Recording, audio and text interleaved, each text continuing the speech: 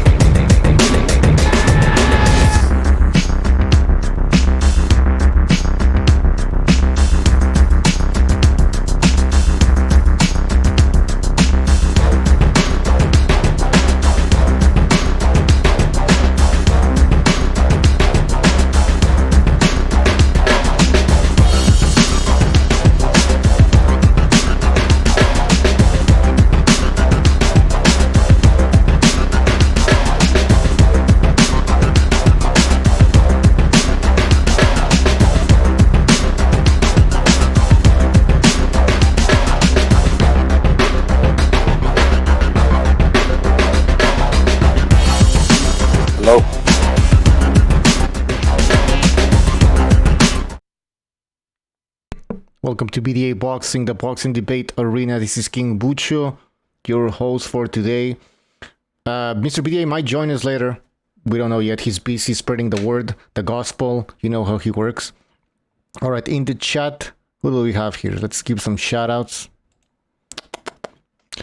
Subash, Kunwar in the chat, Triple JJJ, The Straight G, Jason Bourne, Assy, Uncle Burnt Apostrophe, B Space, Saint Brit, The Quacks, The Shepherd Sons, SSB 28, and I guess Subash Kunwar was the first, because he wrote first. So congratulations. Timmy Neelan, Gonzalo who's in the chat here, and Pete as well. Oh, Transnational Incorporated, Box 88, Sin, Buddy. Guys, all welcome to the show. All the usual degenerates. Yeah, the degenerates. Proud degenerates. By the way, guys, I want to give a shout out to where the hell is this? Oh yeah, to all the Patreon subscribers. Let me just give a shout out to the Patreons. Apology Man, Brandon White, Chris Gonzalez, Mel, Pete Stamas, The Punisher, and Transnational Incorporated. Thank you for your contributions. Oh, and the recent super chat donors, Stack Those Bananas, Chris K, The Hand History Vault, and MaxiPad. Jesus Christ. All right, guys, let's talk about boxing. Anything goes. There's, I guess, 4 stories going around right now. There's Manny Pacquiao against Danny Garcia. It's a rumor. We have Deontay Wilder saying that he would refuse the WBC franchise belt. We have tomorrow's fight between Naoya Inoue and Nonito Donaire. And then we have another rumor, which is Canelo against Andre Ward. So we can talk about that and anything else you guys want. The phone lines are open and we are reading the chat. So let's go. Who wants to start with a topic? I'm driving right now, so I'm going to go on mute. But all right. Speaking of rumors, you mentioned St. Brit. Matt.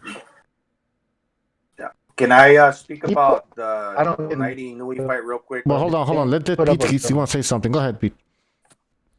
I don't know where he got these pictures. He's a fucking private investigator or something, or I just missed him. But St. Brit put up some pictures in the PDA Discord chat. Mm-hmm. I didn't see them. Your boy Oscar's at control, man. Oh, you're cutting off, or we got the message. You're cutting off, Pete, but we got them. So what pictures, Gonzalo, did you see the pictures? No, I didn't. All right. I guess I'll have to go on Discord and check, or in the chat, what are the pictures about? I heard about Oscar de la Hoya, so maybe I can Google that and show the rest of you. All right. Well, while we get more info on these pictures, Gonzalo, yeah, you can talk about Inoue if you want. Inoue, Donaire. Okay. Sorry, Pete. I heard you said you were driving. I'm sorry. Okay. I was going to say, yeah, this fight for me is at 6 p.m. tonight. And it's interesting. I didn't speak about it, but I'm just going to say a few things now. It's kind of like a passing of the torch in Asia, to where we have a fighter in Donaire that didn't lose in 118, where he's fighting an undefeated fighter. Mm-hmm. Or it could also be like revenge for... what is it? The Japanese fighter that he beat. Can't remember. Tosaki Nishioka. You know, Nonito Donaire beat him. Well, these guys have excellent power in the left hand. Nonito Donaire is known for having a good left hook, but Inoue also has great power. So a lot of his knockouts have come with the left hand. But with that being said, okay, Inoue is more active. He throws flurries, but he leaves himself squared up. To where it's easier to throw a volley of punches when your arms are at equal distance, to where you can transition back and forth with your hooks. But that's not good, because although you can get your punches off faster, you leave yourself squared up to where your feet are parallel to each other. You know, you want to have that front foot you can fall back on in case you get hurt, or you can push off, you know, to where you can get away. Mm-hmm. If you're in trouble, you know, if you want to back away. But yeah, it's an interesting fight. You know, that lead hand, these two guys hit harder with that left hand, to where, you know, they can clip each other, to where you can almost, you know, maybe even get like a double knockdown, because that lead hand, when you're opposite facing the other guy, it's the first punch to go. So, you know, they're standing opposite from each other. They can probably clip themselves and hurt each other. So yeah, it's an interesting fight. Yeah, it's an interesting fight. Did you give us your prediction? I'm just going to go ahead and say 5th round stoppage for Inoue. Yeah. Everybody's going with the 5th round. Let me just count how many people. 1, 2, 3, 4. You're the 5th person to go with the 5th round. Damn. You know who started that? Yeah, you started the whole thing. So Gonzalo, Inoue, 5th. All right. That fight will take place tomorrow, 5:15 a.m. Eastern time. But I don't know how many undercard fights there are, so I have to wait and see. The Quack says, put me down, Donaire 6, King Bucho. All right, I'll do that in a little. I'll do it now. All right, Gonzalo, where would you rank Inoue if he wins this fight? And I'm talking about the pound for pound list, of course. I'd rank him. We talk about I'm the 5th to give a 5th round of prediction. I would rank him number 5. It's all about the 5s. So above Golovkin? Above Golovkin? No, ahead of Golovkin, because he's undefeated. He's got great power with the left hook. He's like the Deontay Wilder of the... No, that'd be Donaire, but he's also got a good left hook and great power. No, he's just really good. He throws a lot of punches, and he's a determined fighter. Determined fighter, to where even if he gets clipped, he doesn't show to, like, you know, that he's gonna get knocked out or anything. Because even Salvador Sanchez got hit in between. You know, when he threw his punches, he got hit back, but, you know, he seemed unfazed. I kind of see this in this guy. I'm not saying that Donaire can't hurt him, because he got that left hook also. Mm-hmm. But yeah, I would rank him pretty high. Just the way he knocks people out. Yep, that's true. I mean, that's always impressive. And but the thing is about, like, if he beats Donaire, like, does Donaire deserve to be in the final? I know he's in the final, and obviously he, like, but do you know what I mean? Like, the circumstances were. It seemed like he got a little lucky. Yeah, exactly. But on the same time, he's still good enough that he beat these guys. So you got to give him that. Burnett, obviously, he had a back issue. He caught him in the body, and it might have triggered that, and so he couldn't continue. And then I don't even know the guy's name that he fought. The last guy, what was his name? Arnold. Yes. No, I think it was Arnold. No, but I don't remember. It's some American guy who wasn't that bad though. I mean, defensively, he was kind of elusive a little bit, but but he knocked him out. Yeah. That guy was giving him, I want to say, a little issues. Not really anything big, but he knocked him out late too, right? Yes, it wasn't earlier. Yeah. Yeah, it's gonna be a good fight, man. I'm gonna see if I can get up early so I can watch that fight. Yeah, 5:15 a.m. Eastern time. However, the main event, I'm not sure at what time that is. Yeah. So. Inoue better be careful he doesn't get hurt, man. What's that? I said Inoue better be careful he doesn't hurt himself. Better be very careful from now till the could get injured. I heard Gonzalo. I heard Gonzalo talking about Salvador Sanchez, but the thing about obviously way more experience compared to Inoue right now. The thing about Salvador Sanchez, man, he had a method to, like he would sort of like glide with his defense, and he'd throw off offense. He'll get hit, but if you look at his best highlights, some of his best highlights, you'll see him constantly. It's like a trap he was setting up. He'll dip his head a little low. You might catch him with his chin tucked in, and then boom, he's hitting you with something overhand. He's catching you dead in your face and working off that. So that's the only difference that I see so far in the comparison of Inoue and what's the boy Sanchez. Yeah. Like punchers that throw combinations, like those two guys. Obviously, you're referring to a guy that I mentioned that was all-time great. But this guy, like, wouldn't you agree that a fighter that's just putting a lot of mustard on their shots, you're not gonna stop throwing that combination because another punch is coming, because it's almost impossible because you're 100% right. Yeah. You're throwing something that, regardless if something's coming back, you're just gonna get off what your plan is in motion. Yeah. But that determination that Inoue shows, it kind of almost serves like a barrier to where he's prepared to take something back. But Donaire got power in that left hook. You gotta be careful. You're absolutely right. He comes over the top. That Salvador Sanchez. Yeah. Salvador Sanchez was in a way, he was a boxing genius. That's the way I saw it. All right, guys, we have a phone call. 646. You're on the air. 646.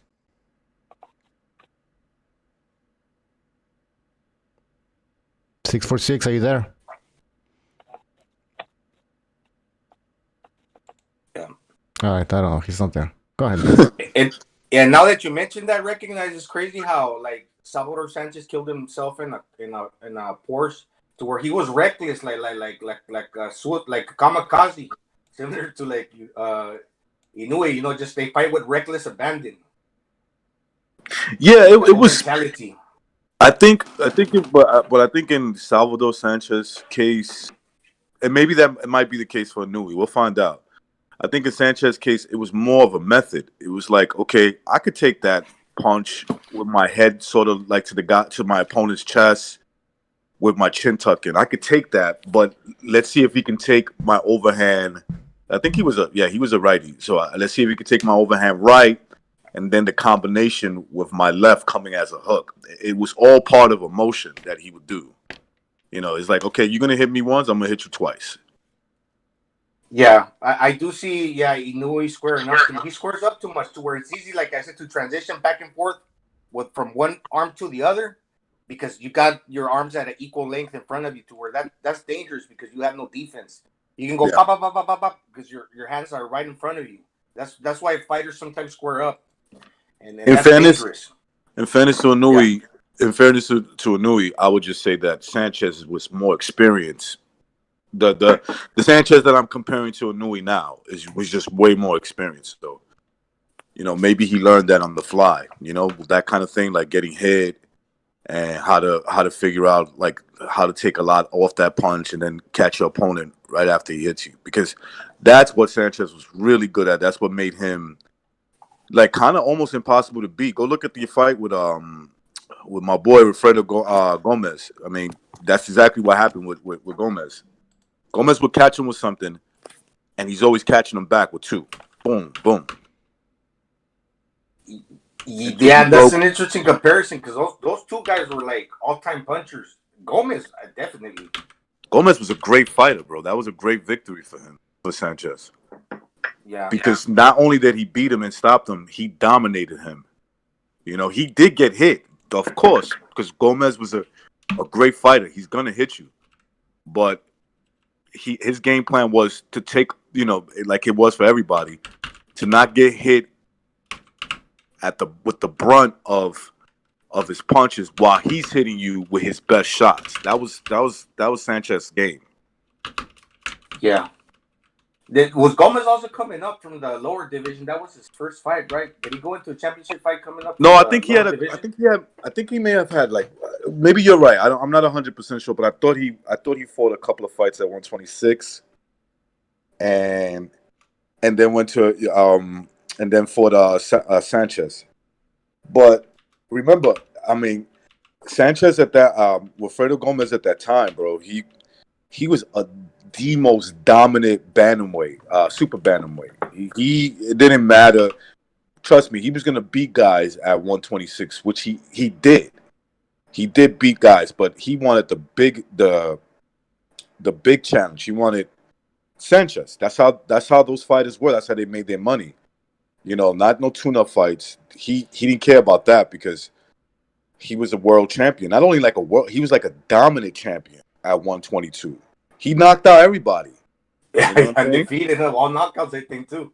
Yeah, it was like all knockouts, maybe one or two. It was like 40 fights where the guy had like one or two, I think maybe one decision where he was like Deontay Wilder's record, but with names. Like these were name fighters. Yeah. And he was knocking he wasn't beating them. Was real good. He wasn't beating them, he was knocking them out. Yeah.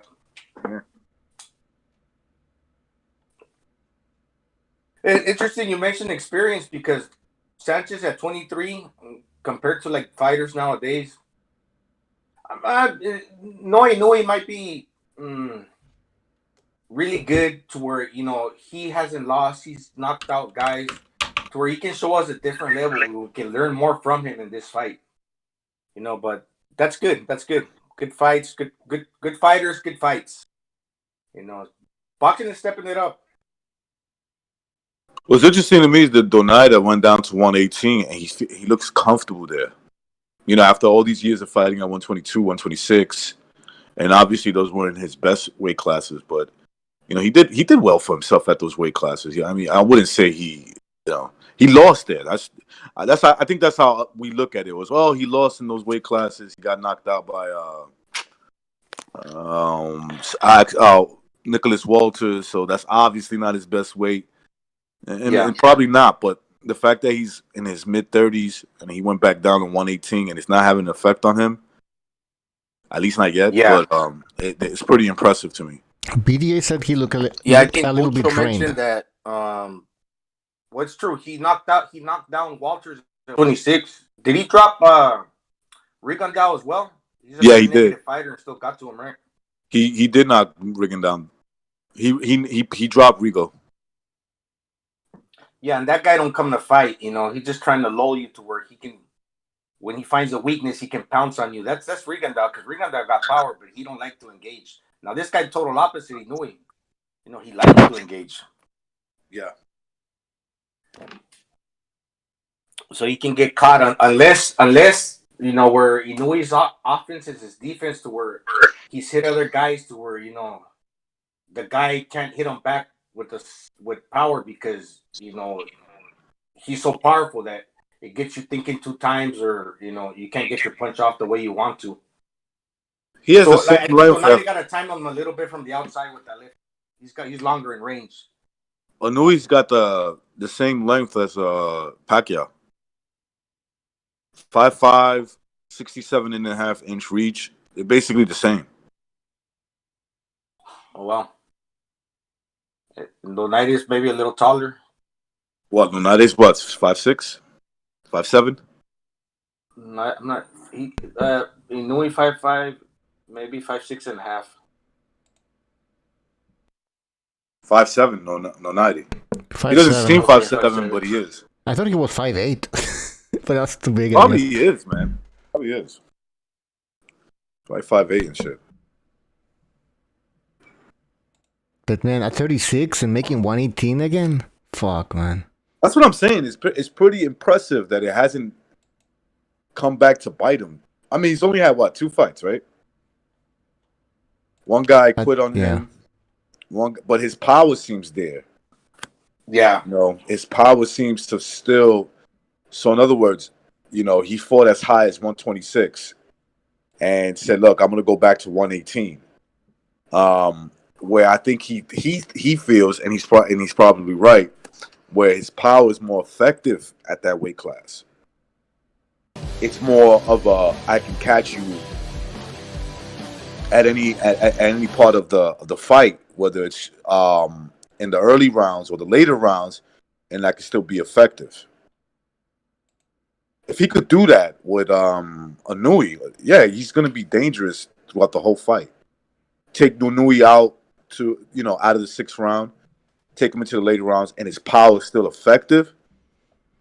I mean, you got to give him. Obviously, you still got to give him a great chance to or at least for Inoue, there's going to be a big level of damn, this guy could still knock me out. You know what I'm saying?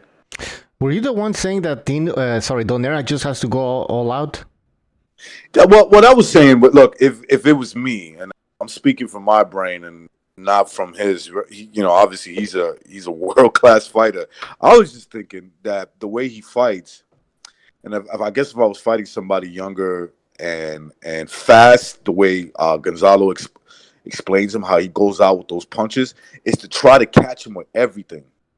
Just like within the first 3 rounds. I'm not saying in every punch, but try to time him and let that punch go that will knock his head off. You know, that I will try. I'm not saying it's going to work, but that would probably be my game plan for the first 3 rounds. It's try to catch him coming in the way Gonzalo describes, how he's kind of there to be hit, and catch him with something. Catch him with his lead hooks, because he seems to have power in both hands. I think, and you would have to think, right, that early his power is probably more effective than Donaire. I mean, I would think so. I would think his power is more effective. Yeah, of course. Yeah. In those first 3 rounds, especially. Yeah, I think he's got a lot of knockouts, like the way he knocked out Cochulito Montiel and Darcy. Jesus, he almost killed the guy, man. He almost killed him. Those were in the early rounds, like the 5th round, 4th round. Didn't Montiel had a fucking almost like a fucking seizure, right? Yeah. He was moving his arms and shit. Yeah. That was crazy. But I mean, Donaire looked way big in that fight. So yeah, Donaire was younger too. Yeah, he was much younger and fast hands. The boy had fast fucking hands. But his hands is decent still, but his speed. I mean, obviously that's why he's got a lot of power. But yeah, that's where he gets his nickname too, right? The Flash. The Flash, yeah, the Flash, because you don't see that shit, man. When he hit Montiel, I was like, what punch did he hit him with? I remember saying that. I was like, what fucking punch did he hit him with? I missed that. We were talking about, which fight we were talking about? A long time ago, Wilder and Joshua, I believe. And we were saying who gets to who first, right? Can we also talk about who gets to who first in this fight? That's a good point. Yeah, I think that's a good point, man. Hey, guys, I'm sorry. I'm getting ready to walk in my house before I do. I was just thinking, the last time I was with 2 118-pound Asians looking to take my head off with fast hands, was in the fight. All right. The Saigon War. I'll be back. Because Inoue got power in that left hook too. I was watching some of his fights, and he knocks a lot of guys out with that lead hand. So dude, those combinations, man. If you're in front of me, recognize, and you're a righty and I'm a righty, you're gonna throw that left hook, that lead hand, Yeah.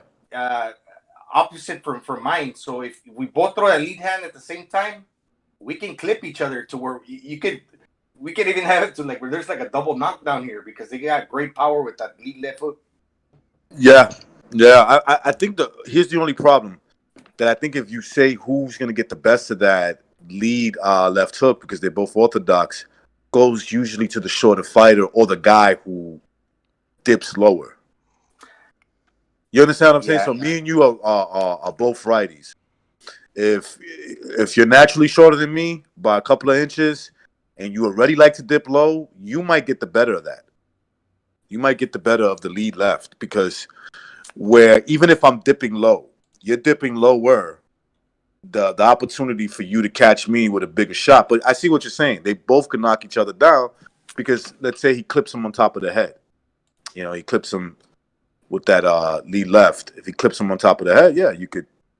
You know the movie Rocky when it ends, the first one. I think it's the first. I'm not sure if the first or second. When the movie ends and they clash punches from opposite directions, those two lead hands and the bell rings, bing. Rocky 3. Yeah, that scene. That's how that goes. Those two hands come together.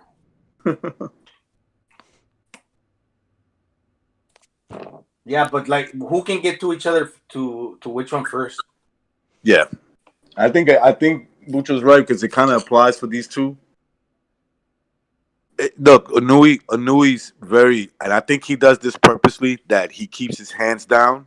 When you're a fast fighter and punch hard, you kind of want to give your opponent the illusion that he can catch you with something big, so you can catch him, right? So Inoue's betting on himself to get there first.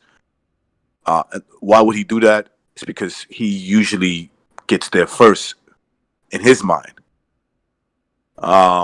That's why I say Donaire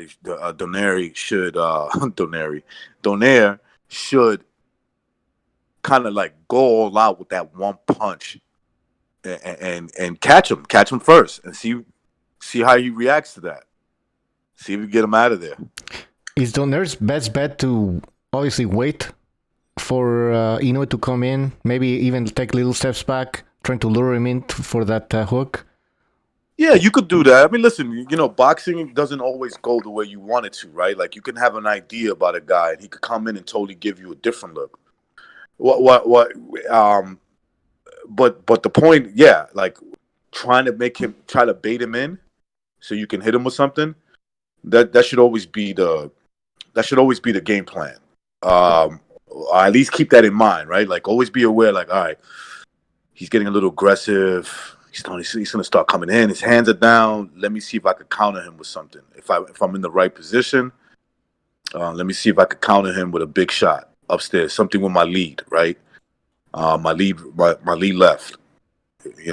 Yeah, I would try to do that, especially that they're both orthodox fighters. If I was Donaire, I'd try to make him come in, and so I could catch him with something big with my lead left. Maybe follow it up with my right. So, of course.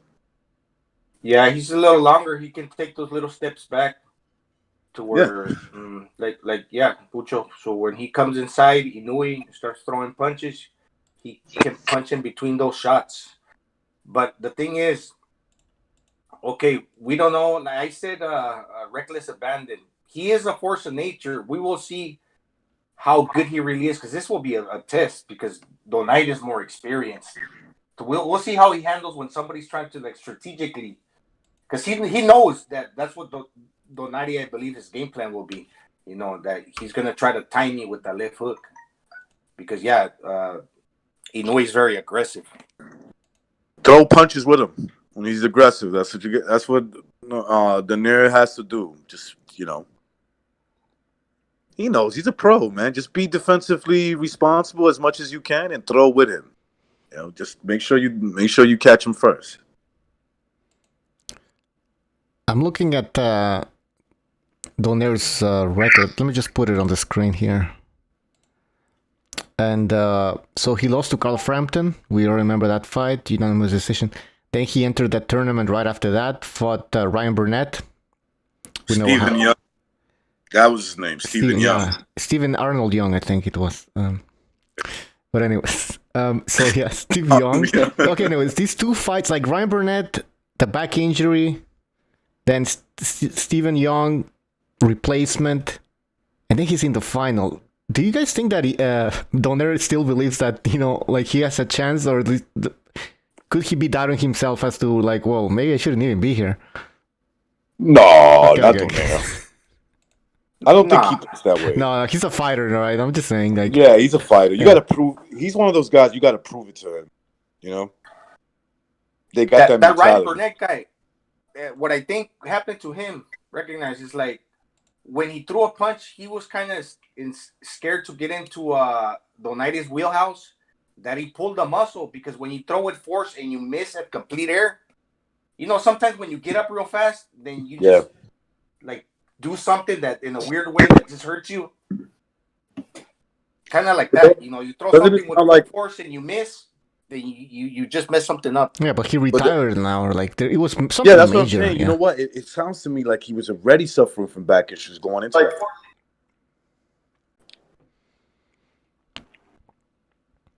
What the hell was that? Okay. It was probably me, Bucho. Sorry. I'm hearing a rumor, PACQUIAO Garcia, Danny Garcia. Yes, sir. It makes sense, though. It makes sense. Yeah, I like it too. Yeah, I was a bit disappointed about that fight, but then I remembered, oh yeah, wait a minute, Spence is in a car. He had a car crash. So I was still thinking about Spence PACQUIAO, but that fight's not going to happen. Something, Bucho. Anything? Any photos of him? Anything? Has anything come out about Spence Jr.? No. Something bad happened to him, bro. Then you're right. Because hold on, you're right. Because they kept saying it wasn't as bad as people thought it was. Then just release a picture of him, like giving a thumbs up or something. There's none of that. That means something happened to him, bro. Because they said that he was ejected and he landed on his face, right? Oh, I don't know.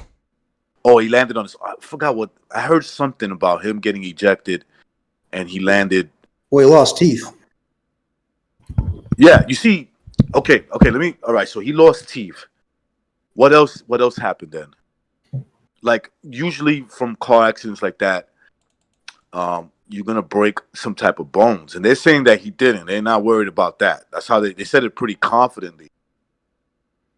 Look, I'm not saying it's not true, but I find that hard to believe, being ejected from a car. Bro, if you get ejected from a car going 50 miles per hour, it's gonna do damage to you. Okay?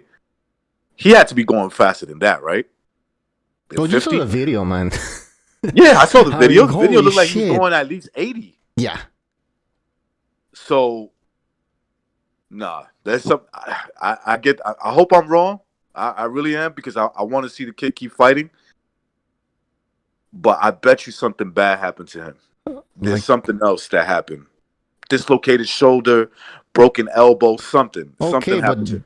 They can't show us a picture? Because he's fucked up, Bucho. I'm telling you. To the point where... I don't... Okay, wait, hold on. Okay, let's say he has to dislocate his shoulder, missing teeth. He also have to smile for the picture. His arm can be like... I mean, I don't know. We're talking like he's disfigured or something. Okay, lacerated face means soft scar tissue, which means he's going to cut easily. Let's say he didn't break anything. He didn't break anything, any bones or anything. Maybe he has a few soreness. Maybe he had like a fractured shoulder or whatever. Or excuse me, a dislocated shoulder. Okay, that in itself is a problem, right? Because that could you could dislocate your shoulder in a fight. Worst thing that could happen to him.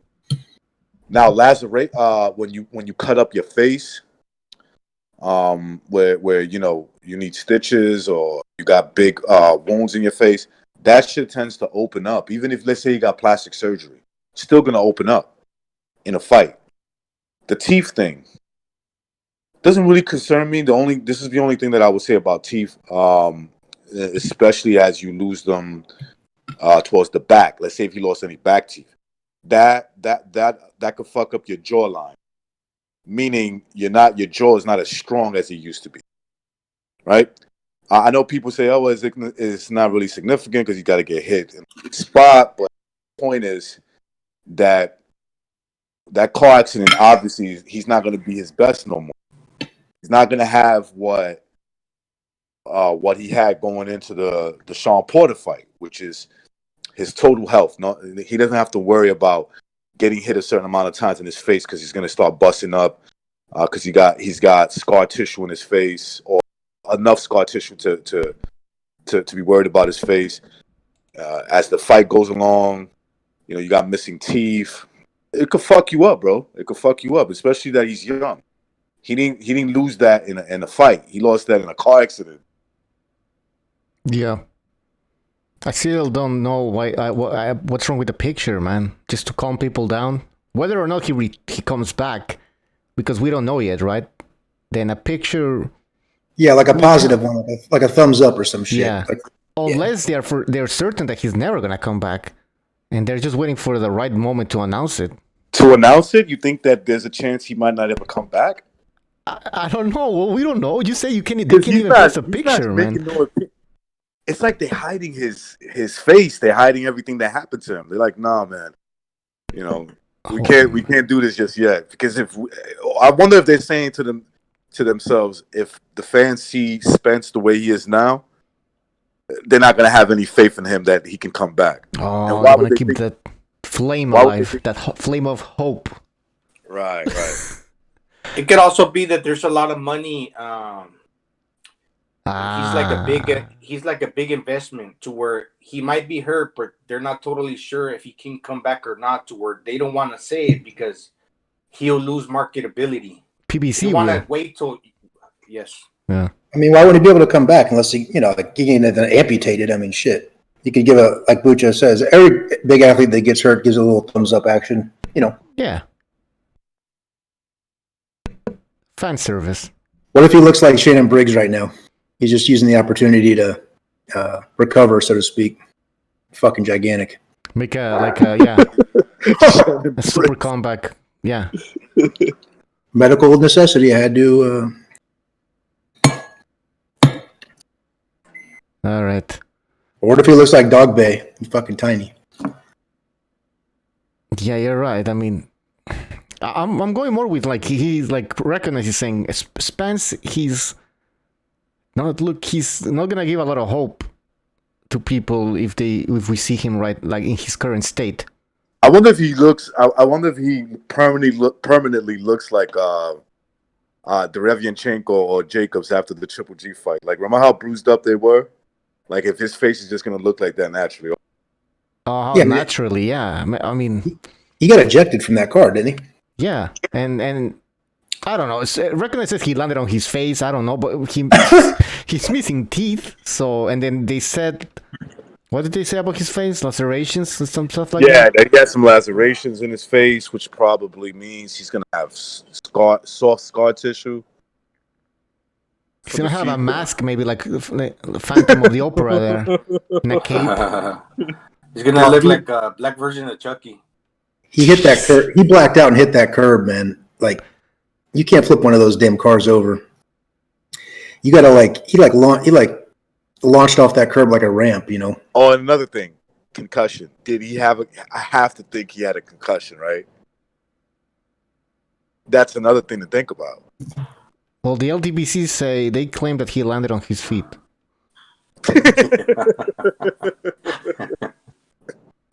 I'm a savage. The LDBC claims that. Like, listen, recognize if he didn't get a concussion, being ejected out of that car was going 80, 90 miles per hour.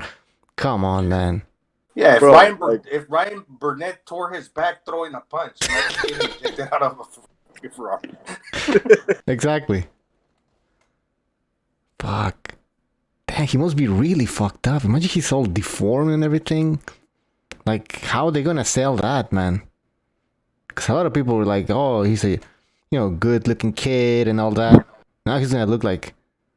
I don't know. Look like he's, like he needs... Does he need a burn unit to, like... Jesus. Like, I'm thinking to myself, man, that kind of injury, you haven't seen any pictures, and you haven't seen anything at all.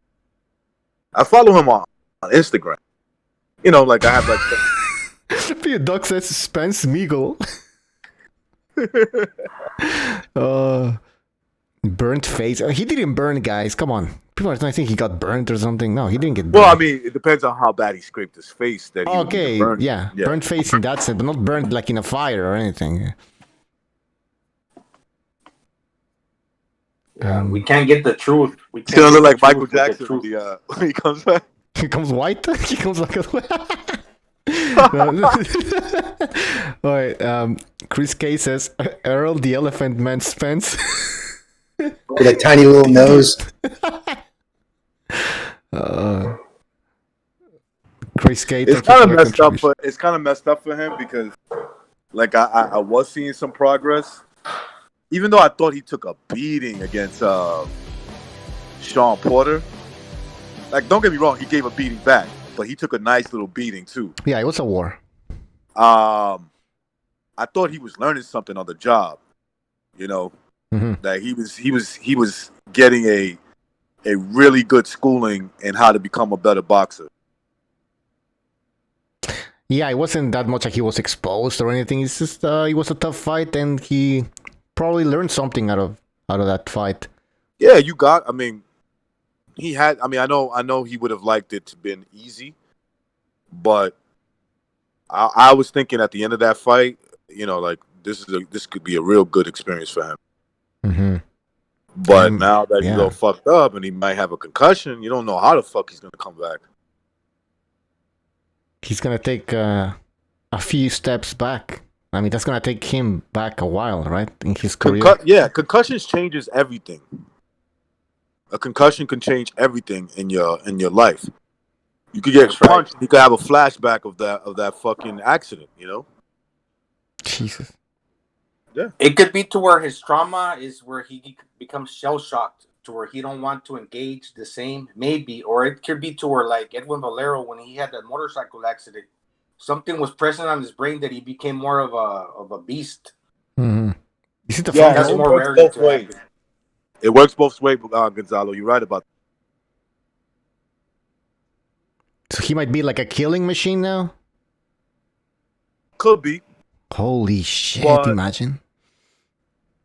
If he's got it in his heart already, if he's got it in his heart that you know he's a fighter, maybe he won't give up and say, well, I've been through it. Instead of like getting like skittish and afraid of it, he'll just, when the lights click on, when you know it's just time to go or the flight or fight mode, he'll fight. We don't know. When you have a concussion, what happens is your brain shakes for, you know, a millisecond, right? So it shakes a little bit, and what the effects of that? I had one, so the effect of having a concussion would be if you guys ever felt like groggy. Yeah. But like, think about how when you wake up, you're like a little groggy and shit, feeling like that for like maybe an hour. Nauseous too. Nauseous too. So he can, if he gets hit, let's say he gets hit with a real good shot, that could happen to him in the fight. Now fuck him up.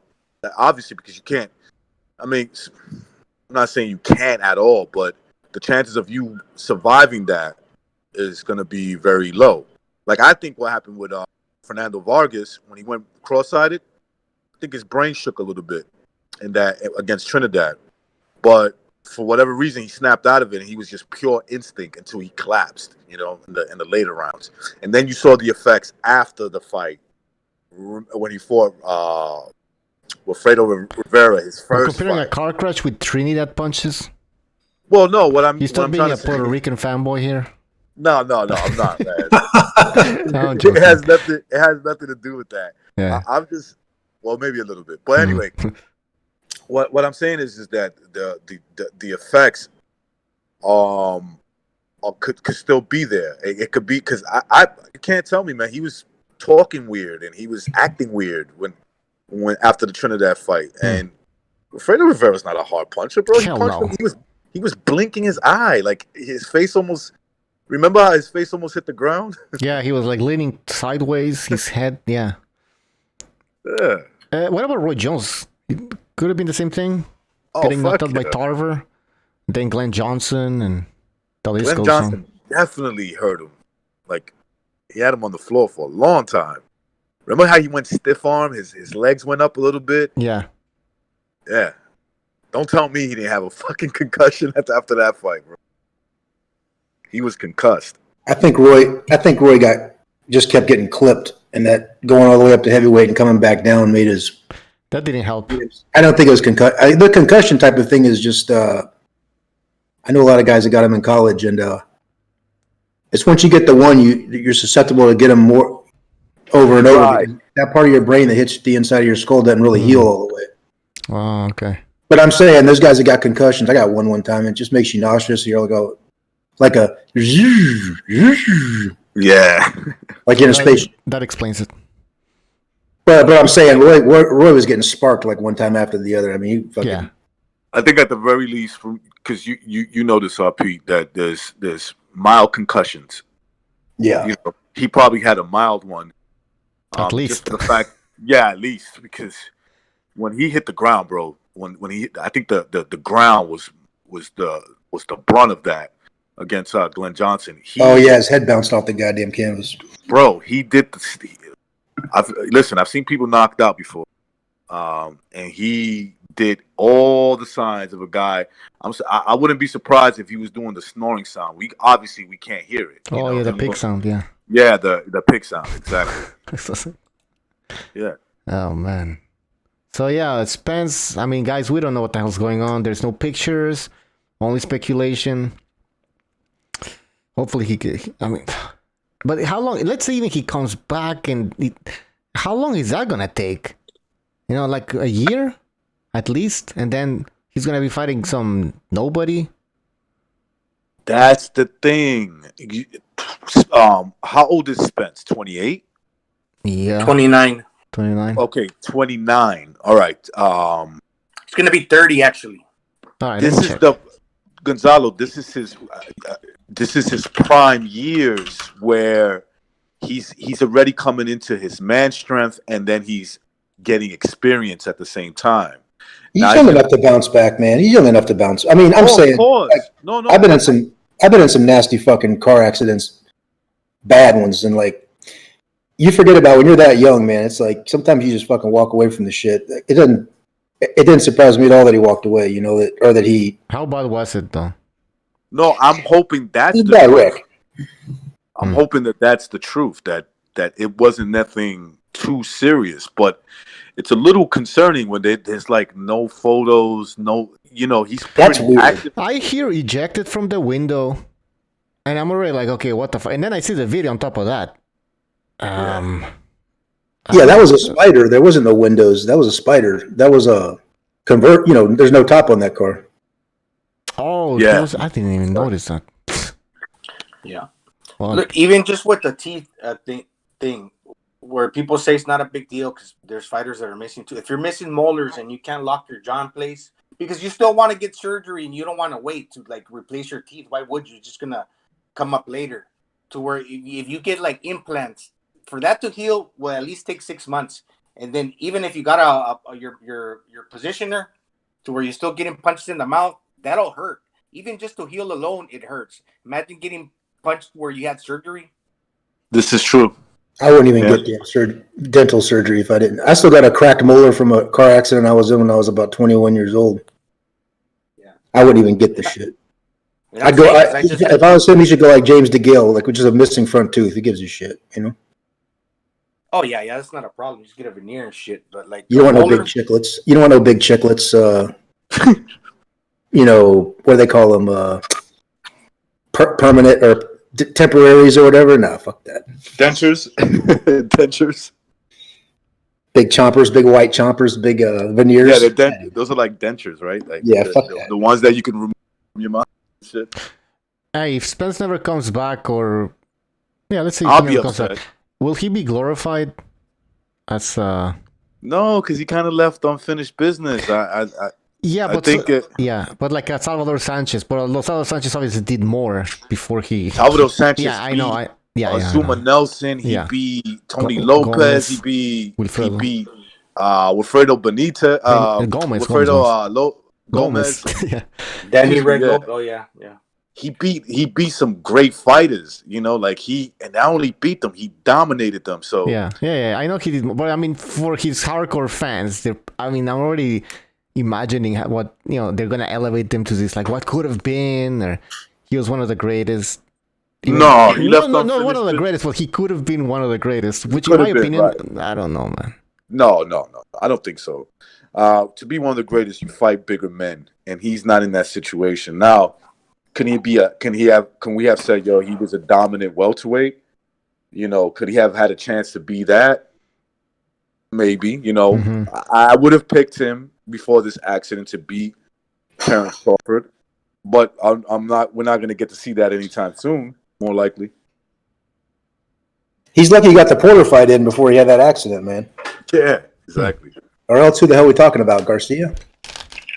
Right, Mikey Garcia. That's his best win. Kell Brook, who had his face split the fight before that. Mm-hmm. I bet she comes back at 54. Oh yeah, sure. No, that's a good point. 160 maybe. I don't know about 160, but yeah. He's gonna have some atrophy, but muscular atrophy, but he's gonna have to put on. If he's just laying there, basically eating, I mean, he's gonna blow up. He'd probably blow up to 65 or something, but they come back at 54. Comes back at fucking Cruiser. No, going way too far. Cruiser eating that hospital ice cream and shit. They got the ice cream in the hospital. He'll be a fat 200-pounder. Hell with. Blue Collar Sports TV Del Boy says Spence will be viewed. Oh fuck! I lost his message. Wait, Spence will be viewed similar to Valero and Aiki Biabuchi if he retired now. He's not going to retire. Hey, he's a boxer. Got in a car accident. Yeah. I don't understand what the. Well, we don't know. He said if he retired, which he couldn't. I mean, we don't know, man. Maybe he's so fucked up. All right, maybe we should move on. We've talked a lot about Spence now. Let's pick another topic here. Pacquiao, Danny Garcia, rumors. Are you guys excited about that fight? Are you happy? I am. Okay. I like that fight. Because you don't like Danny Garcia? No, I like Danny Garcia. I don't like the way, I don't like the way he... His father? I don't like his father or anything, but I like him. He's all right. I like Angel. Angel just reminds me of a guy that gets his son into problems. You're right. I don't like him at the press conferences. It's cringy at the press conferences, but I have a okay, for instance, his age, Danny Garcia's father's age, and his son is very similar to mine and my oldest son. And the one thing I would never do to my oldest son is fucking talk for him. That's not gonna happen. I'm not gonna be, especially when it comes to a fight. Right? I'm not gonna be like, my son will beat the fucking shit out of you. Yeah, it's pathetic, man. Yeah, it's like, shut up, bro. My son would turn to me and say, "Shut your mouth." Unless you're gonna fight him. That's the relationship me and my son have. You know what got him into this shit is the Matisse fight on the undercard of the Mayweather. I can't remember who, Canelo. But was it really? Yeah, dude, his media week. Angel Garcia's media week leading up to that fight was unbelievable. That made me a fan of the guy. The guy knows boxing. He knows his shit. His address at the final press conference was fucking hilarious. I don't know if we can play it sometime or we're going to get copyrighted, but man, that was funny. But since then, it's gotten a little cringy with the ponytail bullshit and the, it's cringy sometimes, but off the podium, just when they're interviewing him, he knows boxing, man. Yeah, Angel does know. He knows his boxing. His only problem is that he's got this warrior in him. Although I did see him back off Guerrero's father when his father was up in his face. He didn't look like he wanted that. Yeah, he don't need to be doing that bullshit. That's a little too far. He ain't want part of that Mexican that Mexican cholo right there. He's like, oh, I don't know. When they announced that fight, I thought it was gonna be crazy. Both fathers were gonna be going at each other, but it's they didn't do it. Well, if you looked at Ruben Guerrero, Yeah. Ruben Guerrero kind of got in his face, bro. I'm yeah? sorry. It looked like Angie was a little scared. He's scared of the Cholo, man. Yeah. Remember he was saying that he was 15-0 in street fights or something, remember? Yeah, like the dude. What the hell is that? Like, who keeps a record of street fights? What he said? What was his record? He was button at the top. What was his record of the street? 50-0 in street fights. And then remember that before the Mayweather fight, he was challenging Floyd Sr. to a parking lot fight. Dude, did he put his hand in right in Senior's face? He's crazy, that dude, Ruben Guerrero. Yeah, he's nuts, man. Ruben Guerrero. Yeah. Oh, he's nuts, man. Yeah. Uh-oh. He looks like he was a leader of a Mexican gang. Like seriously, like the way he talks and acts, I'm like, oh shit. He looks like the guy who was kicked off a fucking gang, man. What do they call those glasses? The Lobo glasses? He got the Lobo, he's got the fedora on, he got the... They call hot dogs. He's a 70s Cholo, man. You know he's got those zoot suit pants on too, those big baggy. He looks like he was the leader of a Chicano gang in the... You know how they have the Mexican mafia and then they have the Chicanos? He looks like he was the leader of the Chicanos. Like one of those little homies toys, you know? They had the homie toys, man. He looks like Domino from Blood In and Blood Out, you know? Dominoes. G-Boog in the chat says that Ruben Guerrero was the founder of the M. La M. La M. Es la primera. Yeah, and these dudes are crazy too. They just allow their fathers to act the fool, you know? They don't say nothing. I know. I'm wondering, is it like because they have so much respect for their dads, you know, that was implemented in them when they were younger. Yeah, but they're smiling the whole way, though. Like, all right. Yeah, I think it's you're holding it in is one thing, but then you're smiling. It's like you're approving that. I don't know. You know why? Because everybody in the crowd, all the press, and everybody's laughing too. Because I mean, imagine covering these pressers, man. It's fucking boring, man. I mean, unless it's Vargas and unless it's Mayorga and De La Hoya or some crazy shit like that. It's either fabricated or it's boring. Remember when Mayorga smacked when Mayorga violated Shane Mosley, he smacked his girl in the ass? Yeah, like was that fake? That was like some fake shit. But I'm talking about when they had the glass. Remember when they had the glass up in between Mayorga and Vargas? They had the fucking plexiglass up. They couldn't get to each other. The thing with Mayorga and Shane Mosley's girl was she bent right in front of him. That was staged, man. Yeah, but he did smack her butt. That's for sure. He did.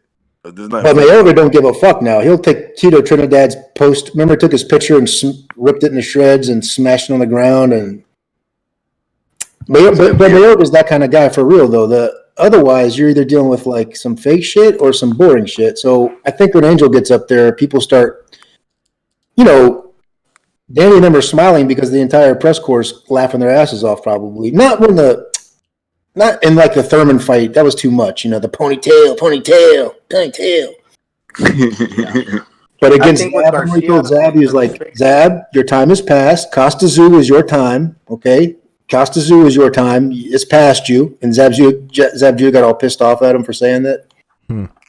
Which is true. He was and right about that. He told me like Janet Jackson. Told me like Janet Jackson with that hat on with the medal on it with the. Yeah.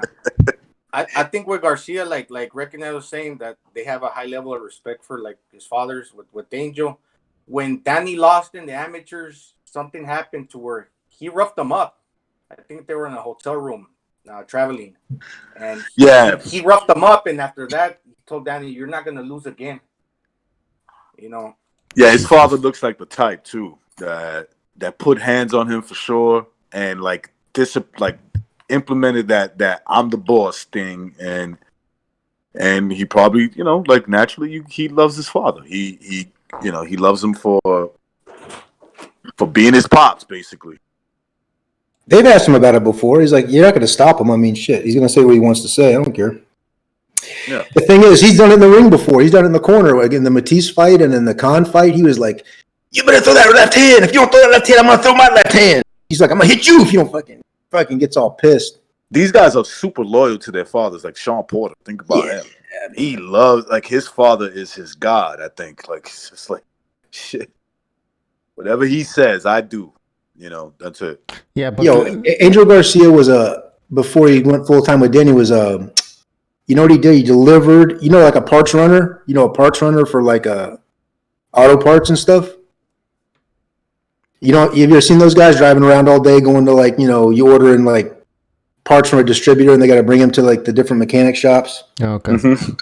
That motherfucker runs his mouth all day. He's the guy yelling, hollering all day. You know what I'm saying? Whether you want to hear it or not. That's just Angel Garcia, man. You're not going to shut that guy up. Hey guys, we have a phone call here. 484, you're on the air. 484. That's Jackson. It's Jackson or Jesus? Oh, that's fine. Be one. Yeah. Can you hear us? Another phone call that doesn't work. Maybe it's on my side. Let me fix this. Could be, yeah. Yeah, because you're not echoing. You're usually echoing when you have the phone calls up. All right, let me check. You guys keep talking. Jackson, stay on the line. What's up, guys? Oh, what, you're there. Hey. I didn't do anything. All right, what's up, man? Yeah, right. Yeah, it's true. I didn't do shit, man. Go ahead, Jackson. All right, it's not my... listen, I heard him. Did you guys hear him? Yeah. All right. I heard him. I heard Jackson. All right, I can't hear you, Jackson. Anyways. He had the same problem in Rivals Okay. stream. On He'll Rival. come back on like every 30 seconds. Yo, so you guys... Oh, I can hear you guys now. What up, boys? What up? Jackson. Jackson. No, that was a different problem. All right, what's on your mind? What's the fucking topic, guys? Man, this guy's always in the fucking bag, man. Jackson's always in the bag, bro. Oh, man, always. I just want to talk some boxing with the boys. Jackson got that. Man, all right. Living life, boys. What does that even mean in the bag? Oh, No, I mean like on point, good to go. In the money bag, so to speak. You got Hey, some Jackson, goodies in the bag. What do you think about Errol Spence Jr.? Do you think he's going to come back or what? There's no pictures being released. We don't know what he looks like. Of course. Was he a blood sacrifice? No, I'm with Floyd right now. Floyd had something to do with this? I think about... Because I honestly had that same... I had the same surgery with my teeth. I have to get implants. So, in about 8 months. It took 8 months for your when they put the new teeth in.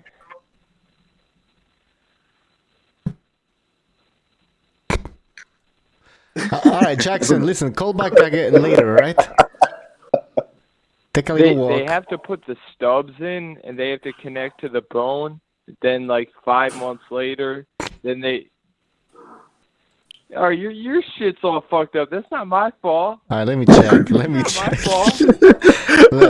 me check. Nope, everything's fine here. Bush League.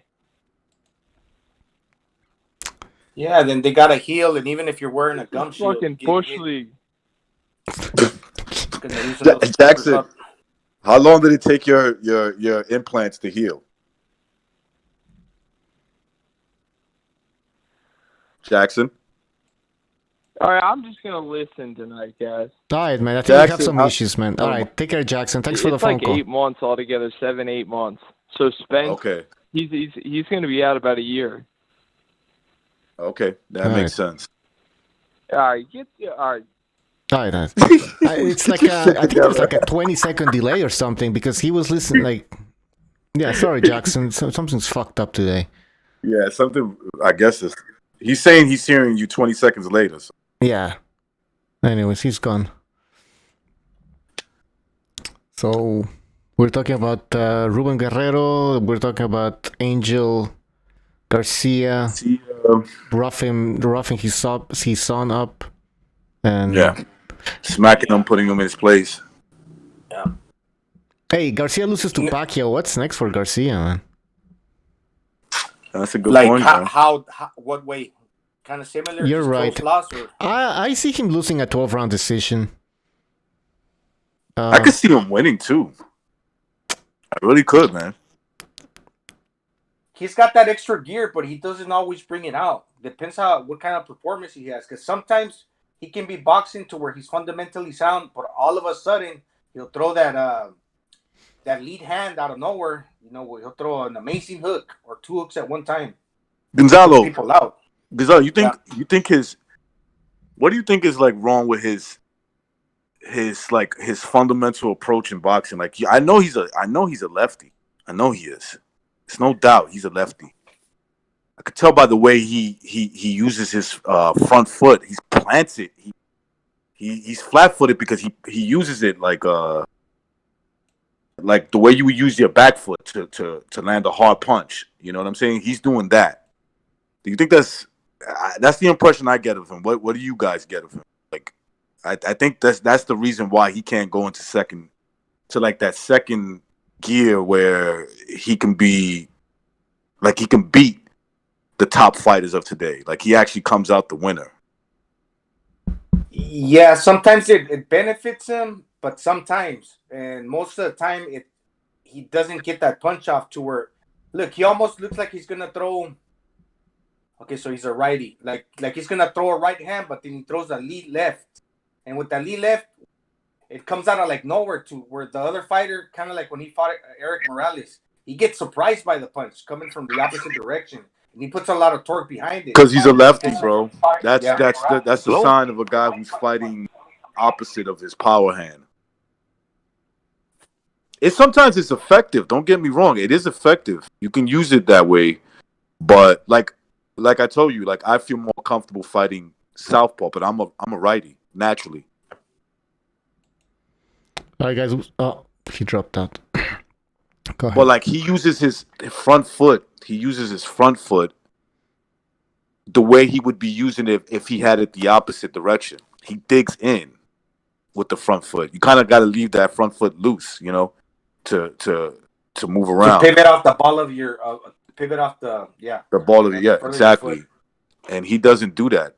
Not off the ball, or the ball of your, not of your heel, but the ball of your, or the front of your foot, Right. He doesn't tiptoe. Like, you know, he's not on top of he's not on his toes, front foot. He's planted. He's, you know, he's ready to catch you with a lead left hook.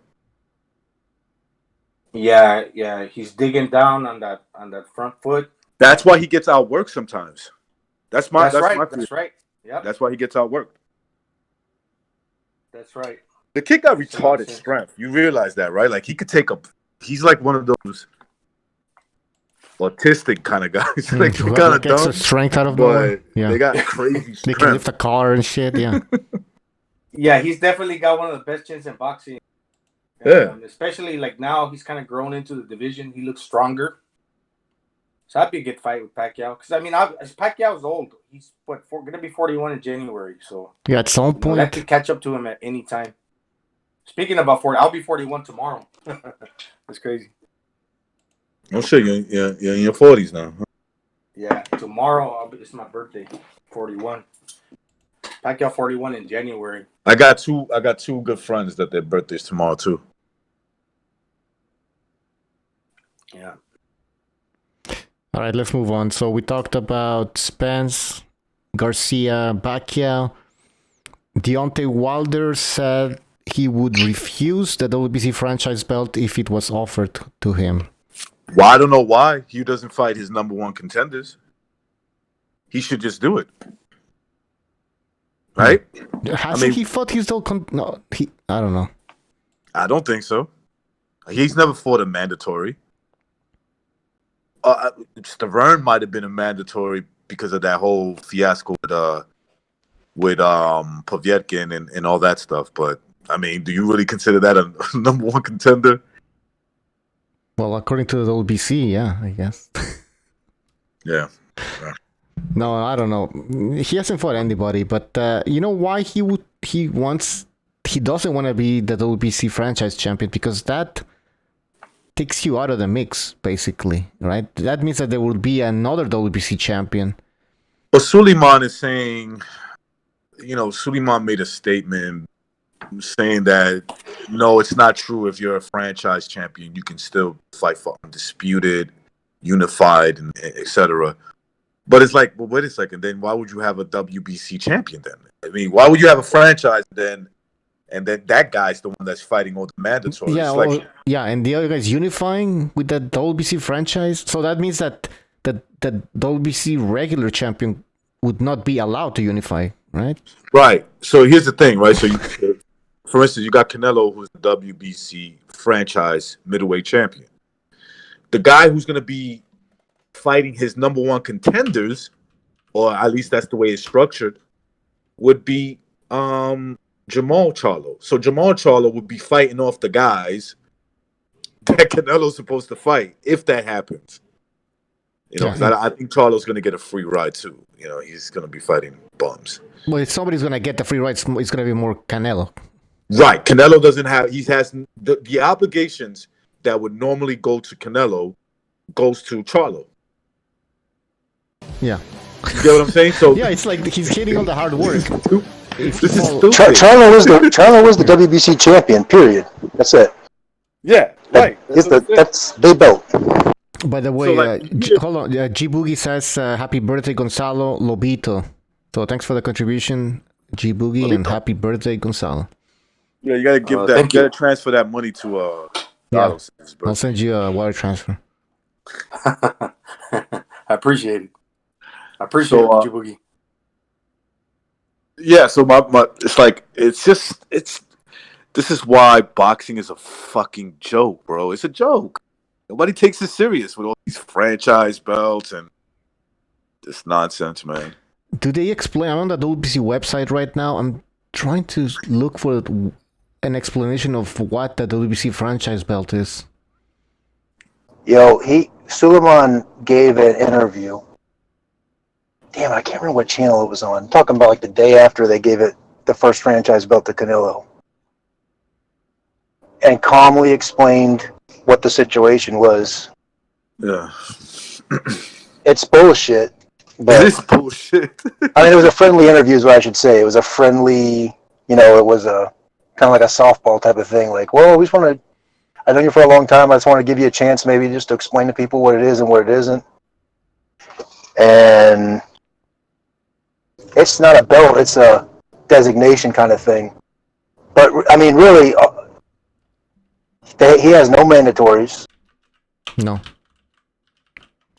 And there's no that's the one thing I can say is that I don't know how they're saying there could be a unification, because how the fuck are you going to unify when you don't even have a belt around your waist? You know what I'm saying? You don't even have a regular, I don't want to say the word regular, but you don't even have a full-fledged WBC. That is Charlo now, so Canelo ain't unifying anything.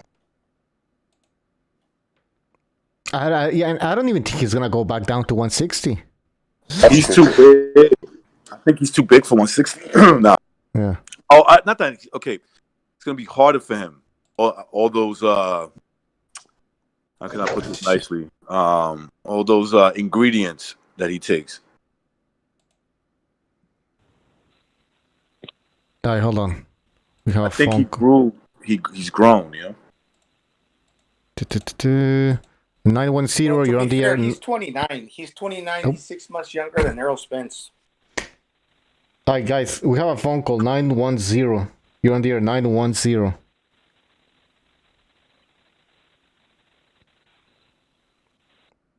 right, I think. Hello. We have a problem with the phone calls, man. Yeah, I think it's. Yeah, but don't base that on Jackson, because I'm not knocking nobody, but I'm just saying. Jackson's fault. It's all Jackson. He's always on that crazy delay and fucking, hey man, hey. And then he's like 20 seconds behind. He got into it with McGregor one time. I had to get off for 5 hours. They were arguing on the chat. He's quick on the chat though, very fucking fast.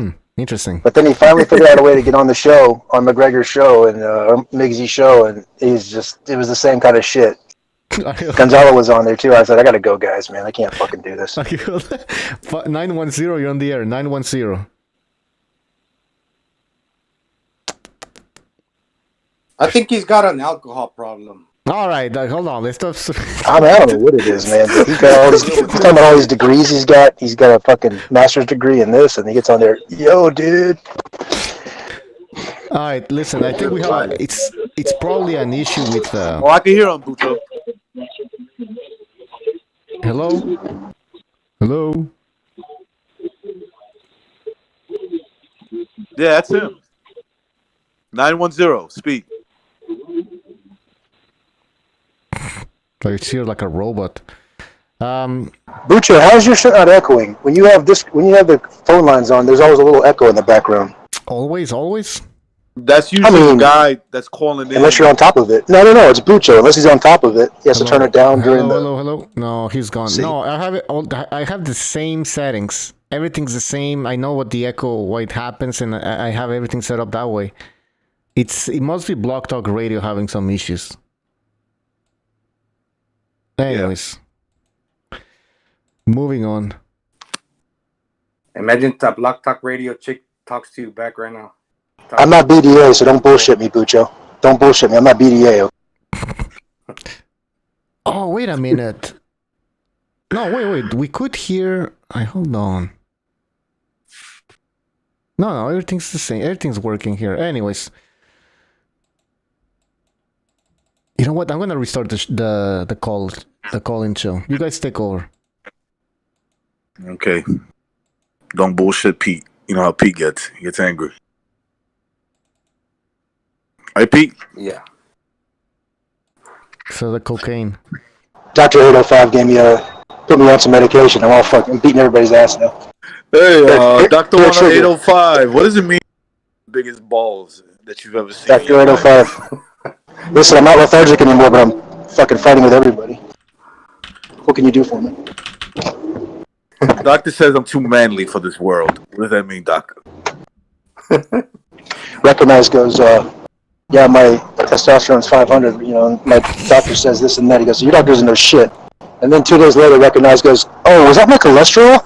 I know my cholesterol. You know, I'm starting to wonder now, because I don't know how to read these fucking paperwork. I'm wondering if you're talking about my cholesterol, not my fucking testosterone. I know. Meanwhile, you're dogging your doctor out in there. That guy doesn't know what the hell he's talking about. You need to change doctors. Fucking idiot.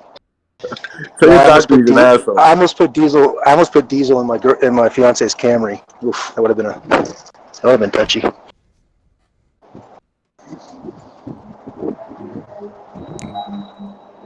All right, I hear background noise. Let's keep it to the minute. Your show will go live in 5 seconds. 4, 3. All right, I'm muting this.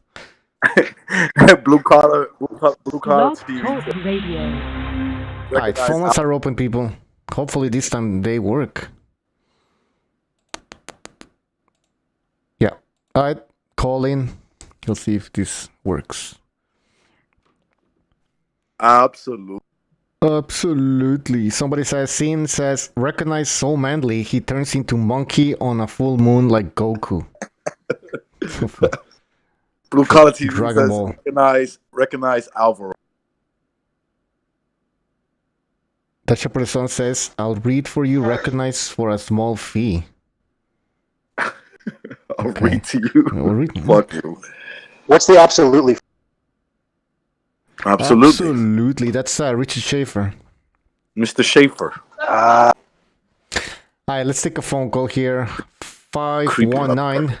You're on the air, 519. Weird area code. Hey, 419. Oh. What did I say? 419. All right, can you hear us? Hey, can you hear me? Yep. No. Hey, heck yeah. Hey, I'm just calling in because the other day, you know, I like listening to the boxer talk, you know, from all sides, you know. Yeah. I'm kind of on the computer and just hearing the different talk from all over the place. You know, it's cool as heck. All right, but thank you. I wanted to get my talk on Canelo. Okay. Yes. And the stuff that was said on the show. All right. You know, about it being a fake fight, about Canelo on steroids. No, I'm sure it's all natural. Like, hey, I know that you guys are running a boxing show. You know you're boxing, man. That wasn't no fake fight, man. Nah, I don't want to get back into that because we had a lot of arguments regarding that. Yeah, fight. it's over. Yeah, we talked about it so much. I don't think he was. I mean, I don't think the knockout was fake. Maybe there was something else, but the knockout, I, in my opinion, just looking at it, I don't think it was a fake knockout. That's all I like. That's. Hey, thank you. Hey, because I don't know who it was. It was one of the guys on there was saying, and I was saying, man, because that was, you could read that whole fight from round one. Every time, he threw a right, man, Canelo, he made him pay every time. It was just a wear down. It was a beautiful masterpiece, man. Of a smaller man taking on a bigger man. Yeah. So, hey, I want to, just, the respect in boxing. When people say, hey, he threw the fight, man, that's disrespecting, the Russian people, their champions. I don't think that's disrespectful. Man, I think that's just somebody's observation. I think he threw the fight. I don't think he staged a knockout. I just say I think he threw the fight. He didn't come, in my opinion, he didn't come to fight. You think he would have did better knocking out Canelo and getting more money and then just throwing the fight? Is that your opinion? I mean, listen, my opinion is he didn't come to win. I don't think he came to win. He didn't want to win? Basically that's what I'm saying. I don't think he came to win the fight. Why? I don't know. You got to ask him. You can't ask me that. We don't know. That's the whole thing, though. We can't. Hey, I come respectful to your show, but, man, that's like talking junk. Well, listen, we have different opinions in this show. You can't put something on a great champion and say, oh, he threw the fight. Well, we don't know. If you know boxing, you can watch that fight. Man, he tried. He tried for himself and his people. He did a horrible job. So did Canelo. In my opinion. In my opinion, he did a horrible job. Did a horrible job. Anyways, what else do you want to talk about? I like this caller. Hey, hey. I'm serious, man. He's right though. And talking, and then just getting on this stuff right here about. I'm talking about, the fighters testing dirty for steroids, from the meet in Mexico. We're still waiting for our Charlie Edwards rematch, man, with Martinez. When they took the belt from him, the ref called it a KO, and then they broke their own rule and used instant replay and took it away. We're still waiting for that, man. That's our belt. But getting back to the, who's we? Talking about Mexico. Are you talking about Mexico? The Mexican fighters fight for the Mexican people, man. Are you Mexican? In the boxing now. Yes. Hell yeah. Yeah. Are you Mexican? The Mexican government works for the Mexican people too. No, man. Hey, we won our independence from Spain a long time ago, but man, we're still fighting, man. I know. That's what I'll come to tell like you're gonna need it from the independence from these cartels too, bro.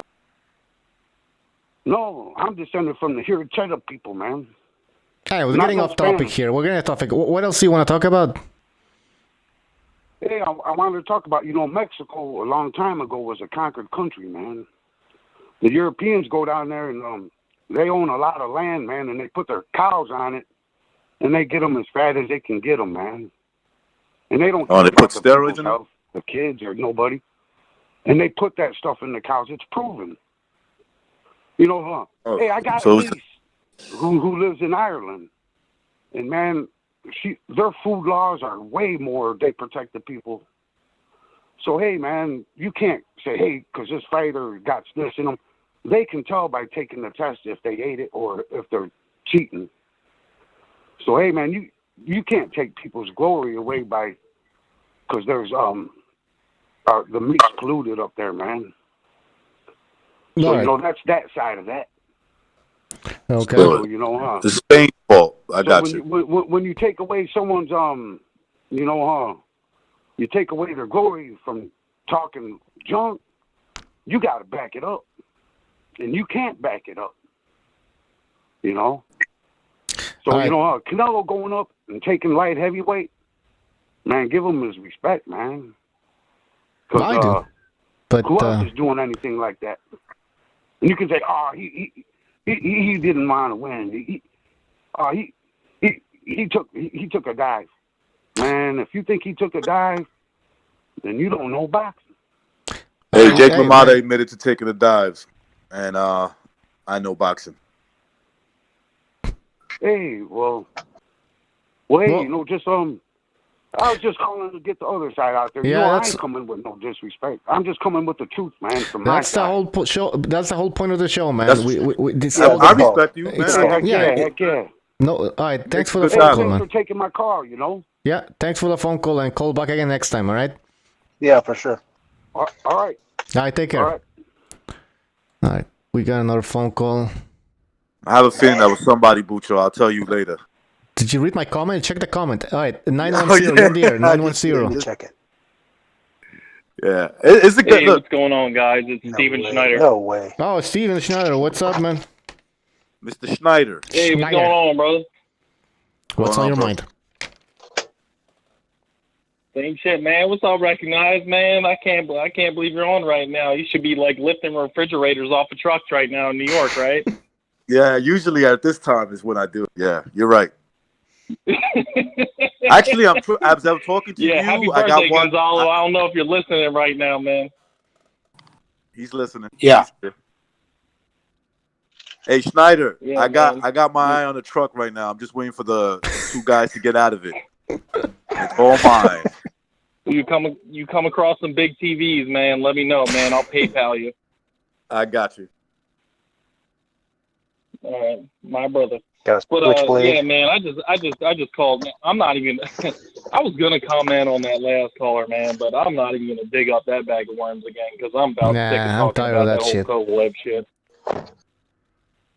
But damn, I lost my train of thought. Oh yeah, Donaire. Anyway, yeah.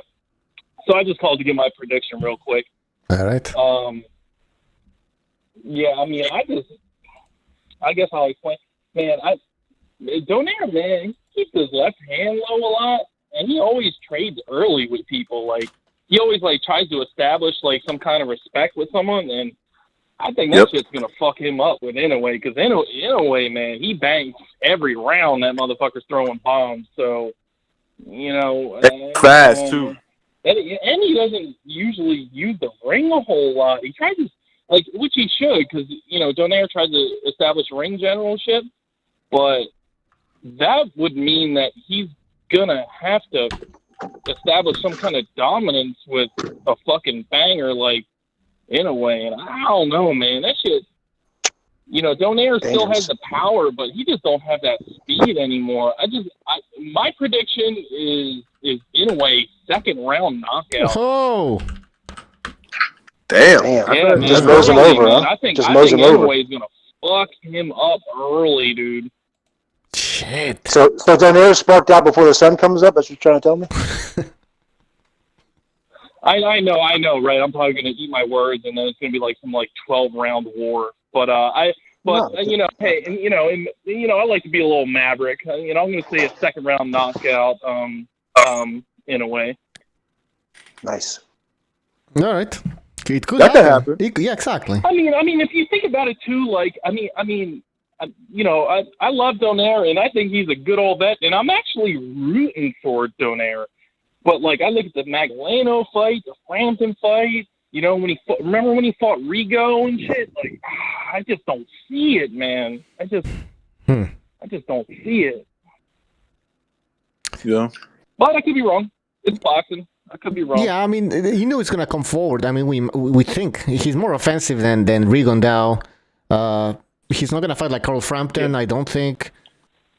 So there's gonna be opportunities for Donaire. However, like we said, who's gonna get to who first? And I would put my money on Inoue.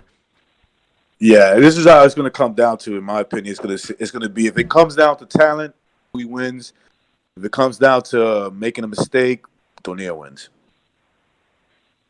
Yeah, and to be fair, the smaller weights, you know, they age a lot quicker too. Like around 30, they're not what they used to be when they're younger.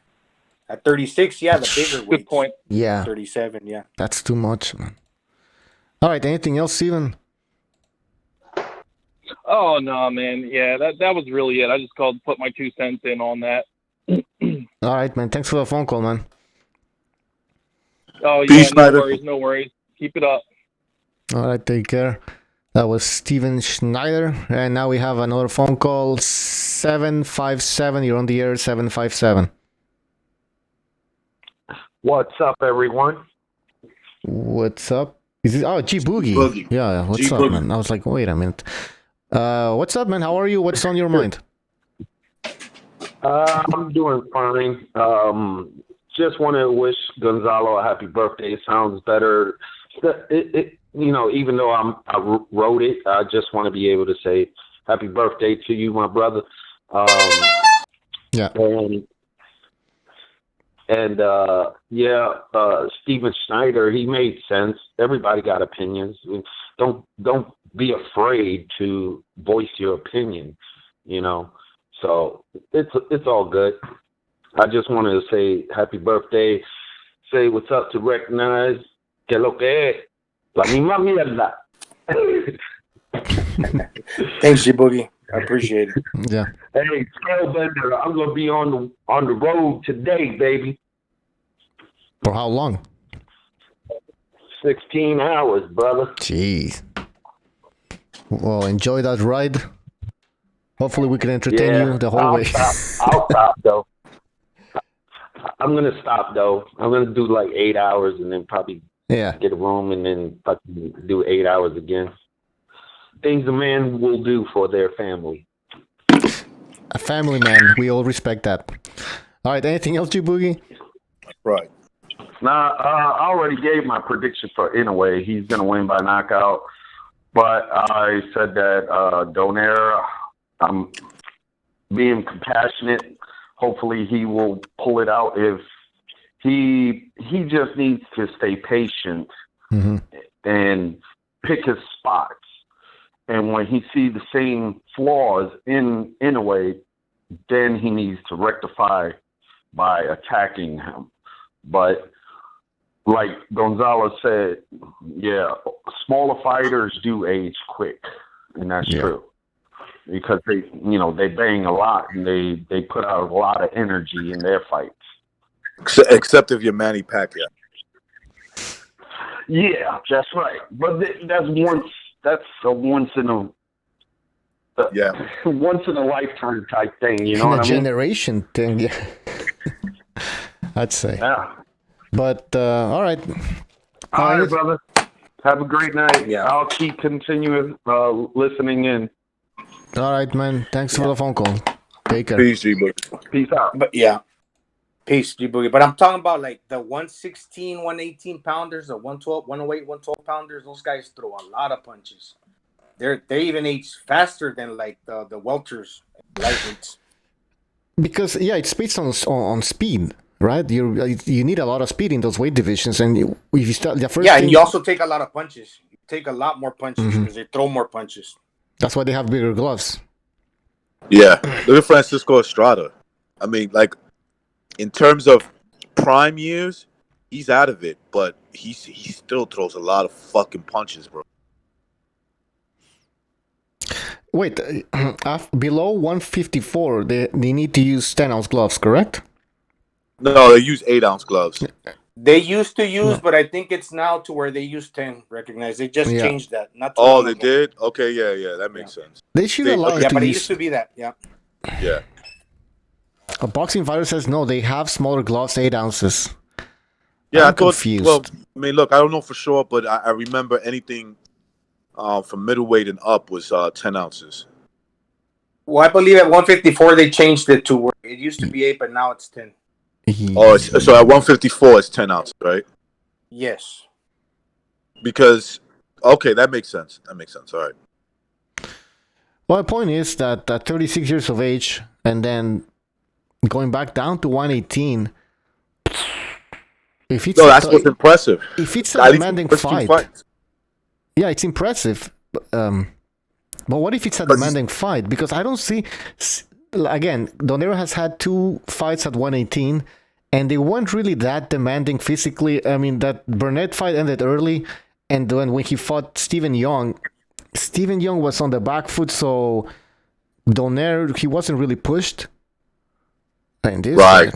yeah. Right. That's a good point. There wasn't no stress in that fight, so might be Inoue's gonna rusty. bring stress. Might be rusty. Yeah. Inoue Kind of definitely brings See- some rust. I mean, he's Yeah. gonna bring some pressure. To say, Mm-hmm.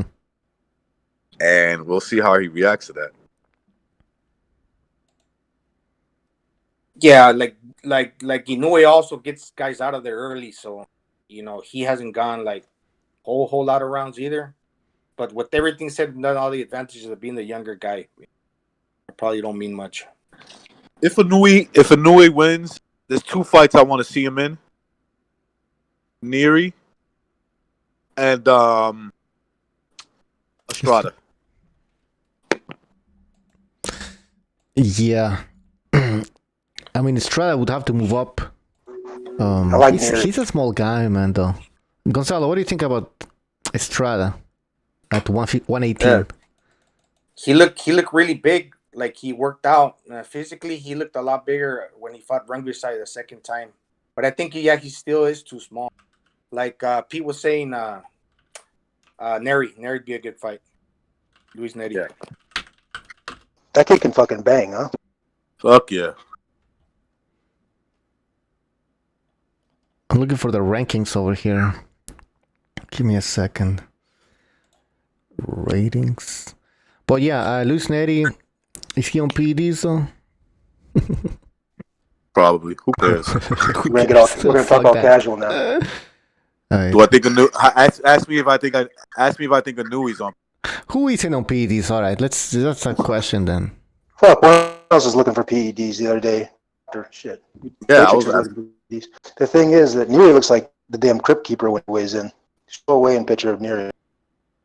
Oh, I forgot that Inoue is a Ring Magazine champion. Oh. Okay.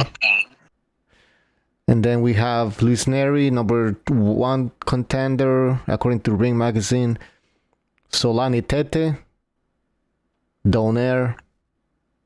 Donaire beat already. Donaire was supposed to fight Tete, right? He fought him years ago. Did he? I don't know. No. Wait. I thought Donaire fought him a time ago. Don't think so. No, not Donaire. Who beat Tate recently? Let me check.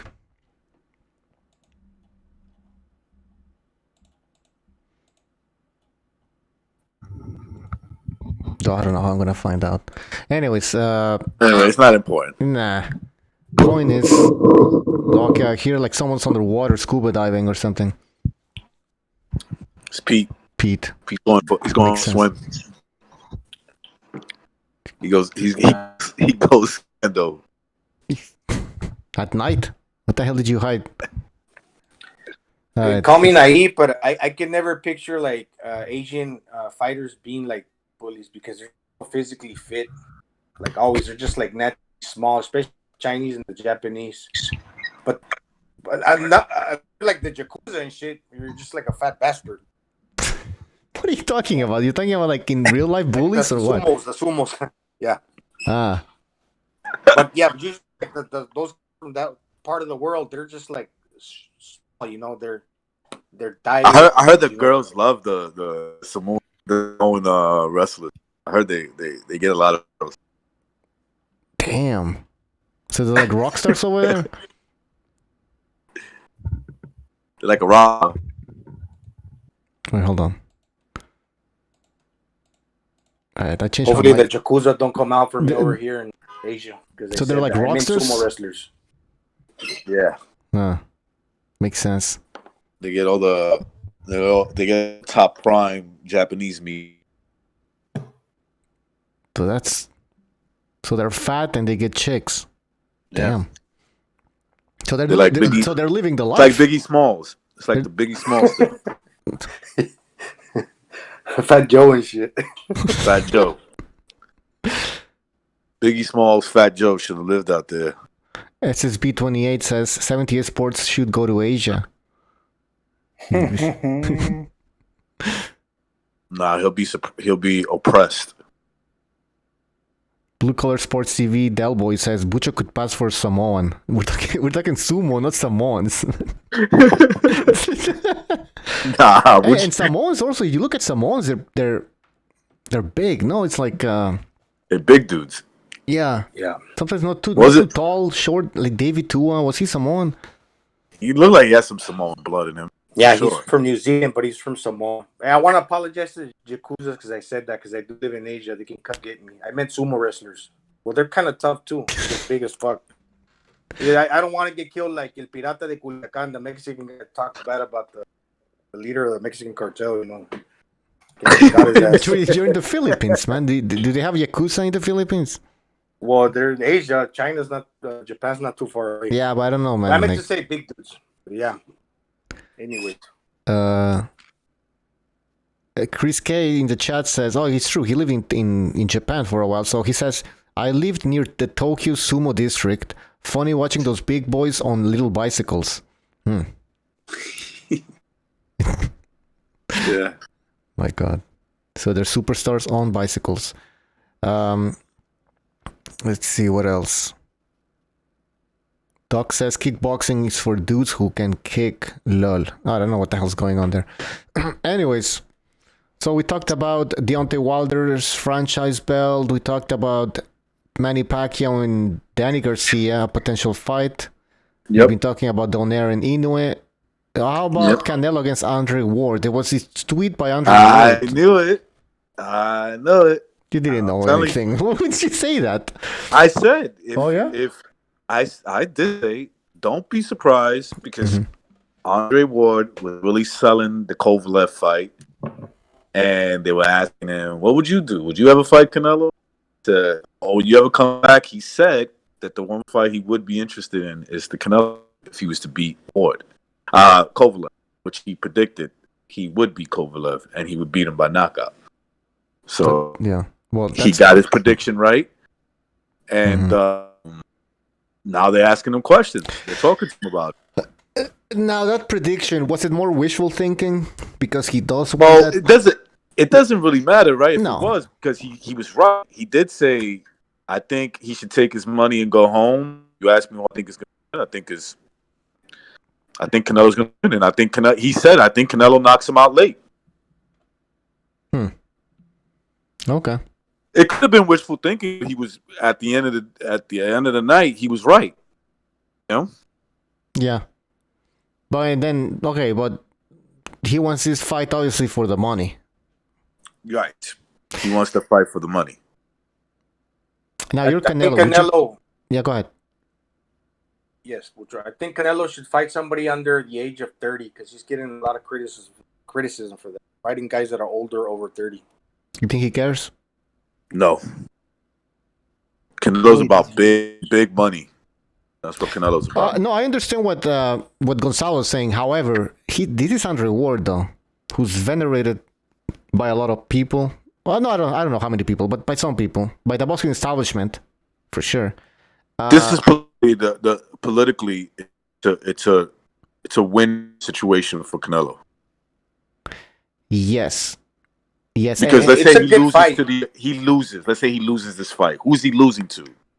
The American sweetheart, the guy that you know. So it's like, okay, naturally bigger guy. By all media standards, he's the greatest. You know, he's one of the greatest fighters to come out of America in a long time. And yeah, so it's nothing wrong with that. If he wins, you know, he's got that under his belt again. Nobody's gonna look at the media is not gonna look at, well, you know, Andre Ward didn't fight for like 3 years like that. They're not gonna look at it that way. No, exactly. Well, that's true that he didn't fight for a while now. Hasn't been fighting for a while, but he is undefeated. He is like the guy he's the guy who retired as a champion. On the other hand, when we were talking about Kovalev, yes, he was bigger, he has punching power, but there was these signs of him being weak now that some people weren't gonna give credit to Canelo because of that, because Kovalev's washed up. So it's because Kovalev's washed up. Yeah, I'm losing my train of thought here. Point is, it's a different. Yes, both guys, Kovalev and Andre Ward, are older. However, again, Ward is like this superhero, man. Right. You see that superhero status.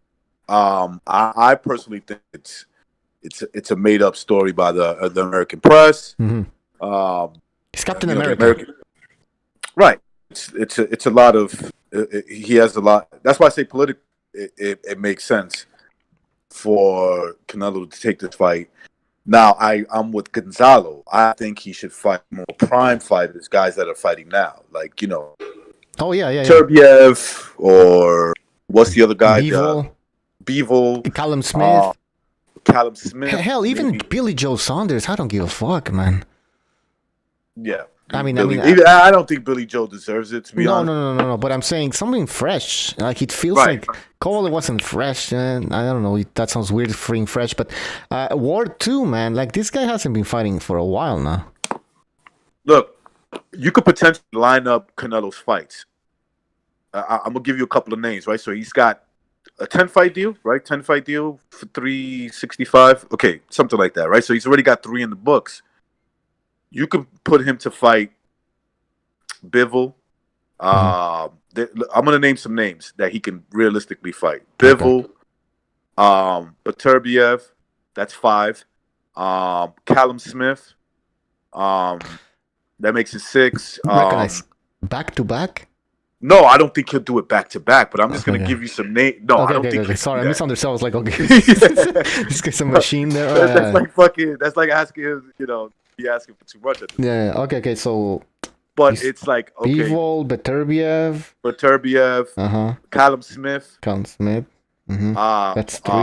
Benavidez, David Benavidez, Caleb Plant. I just named 5 guys. Zurdo Ramirez. You always got Golovkin, 6. You got Andrade. You got the Andre Ward. Trust me, when it comes to opponents, he's.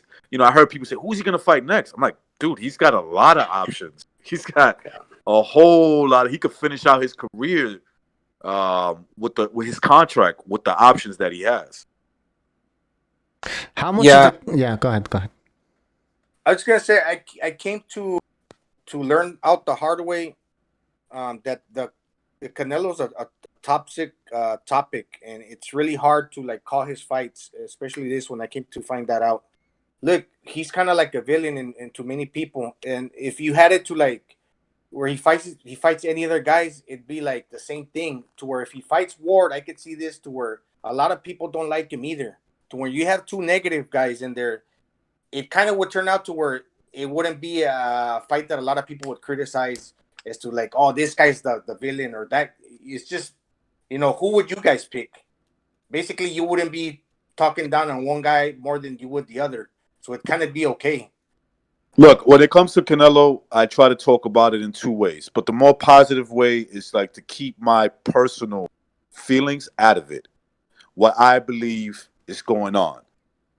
What I always try to say is, look, I think Canelo won because of this. I'm talking about in the ring, not outside of it. If you're gonna ask me that, I'll give you my opinion on what do I think is going on outside the ring. But in the ring, I'm just gonna give you my opinion, right? That's it. I'm just gonna say, look, in the ring, he beat Kovalev because Kovalev didn't pose a threat in terms of punching power. Outside of that, I'll give you a different opinion. I'm going to say, well, I think that he didn't come to win, Kovalev, right? But the better way to explain it when you're talking boxing, it's just to explain what's going on in the ring and to say that he doesn't have any options. I've heard people say that. He has a ton of options. All right. I've heard people say it. I know. That's going to fight next. That's ridiculous. All right, hold on. SSB28 says Ward versus Kovalev would be branded by the media as good versus evil. Wait, who's good and who's evil in that fight? Depends on who you're rooting for, right? So Mexicans are going to be like, Ward is the evil guy. Canelo. What about both are evil? They're both that would good be a better and title. Evil versus evil. Who's a greater evil? Like that. Go ahead, Gonzalo. I just like for the chat, who would these guys go for? Like if these 2 were to fight? I mean, at least we wouldn't get all that negativity. Oh, fuck this guy. I mean, basically, there's two guys that are like not Getting fights their way. Yeah. Because if you have Canelo fighting a good guy, the same shit will come up all over again. Oh, Well, he's a cheater. He's this and that. And it's very draining. The fight would be on the Zone, so the Zone has Canelo on their roster.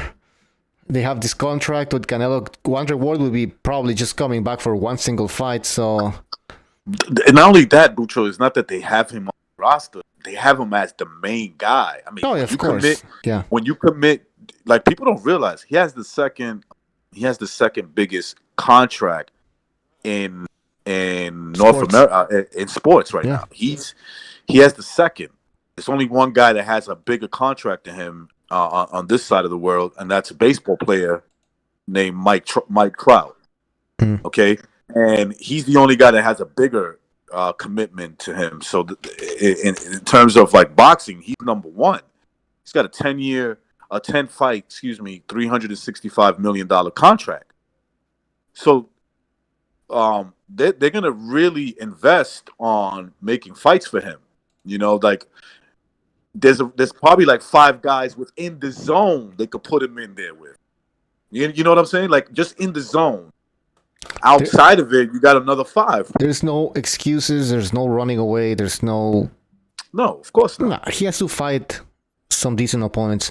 Wait, hold on. We have a phone call here. 646. You're on the air. 646.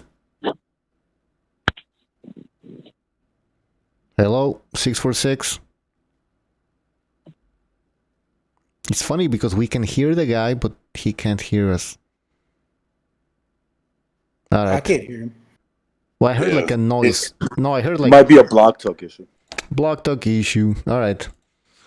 So what were you saying, Recognize about... No, I'm just saying that the Zone got him on the roster, but he's just not... He's a superstar on the roster, right? Like their 2 biggest superstars are probably Anthony Joshua and Canelo.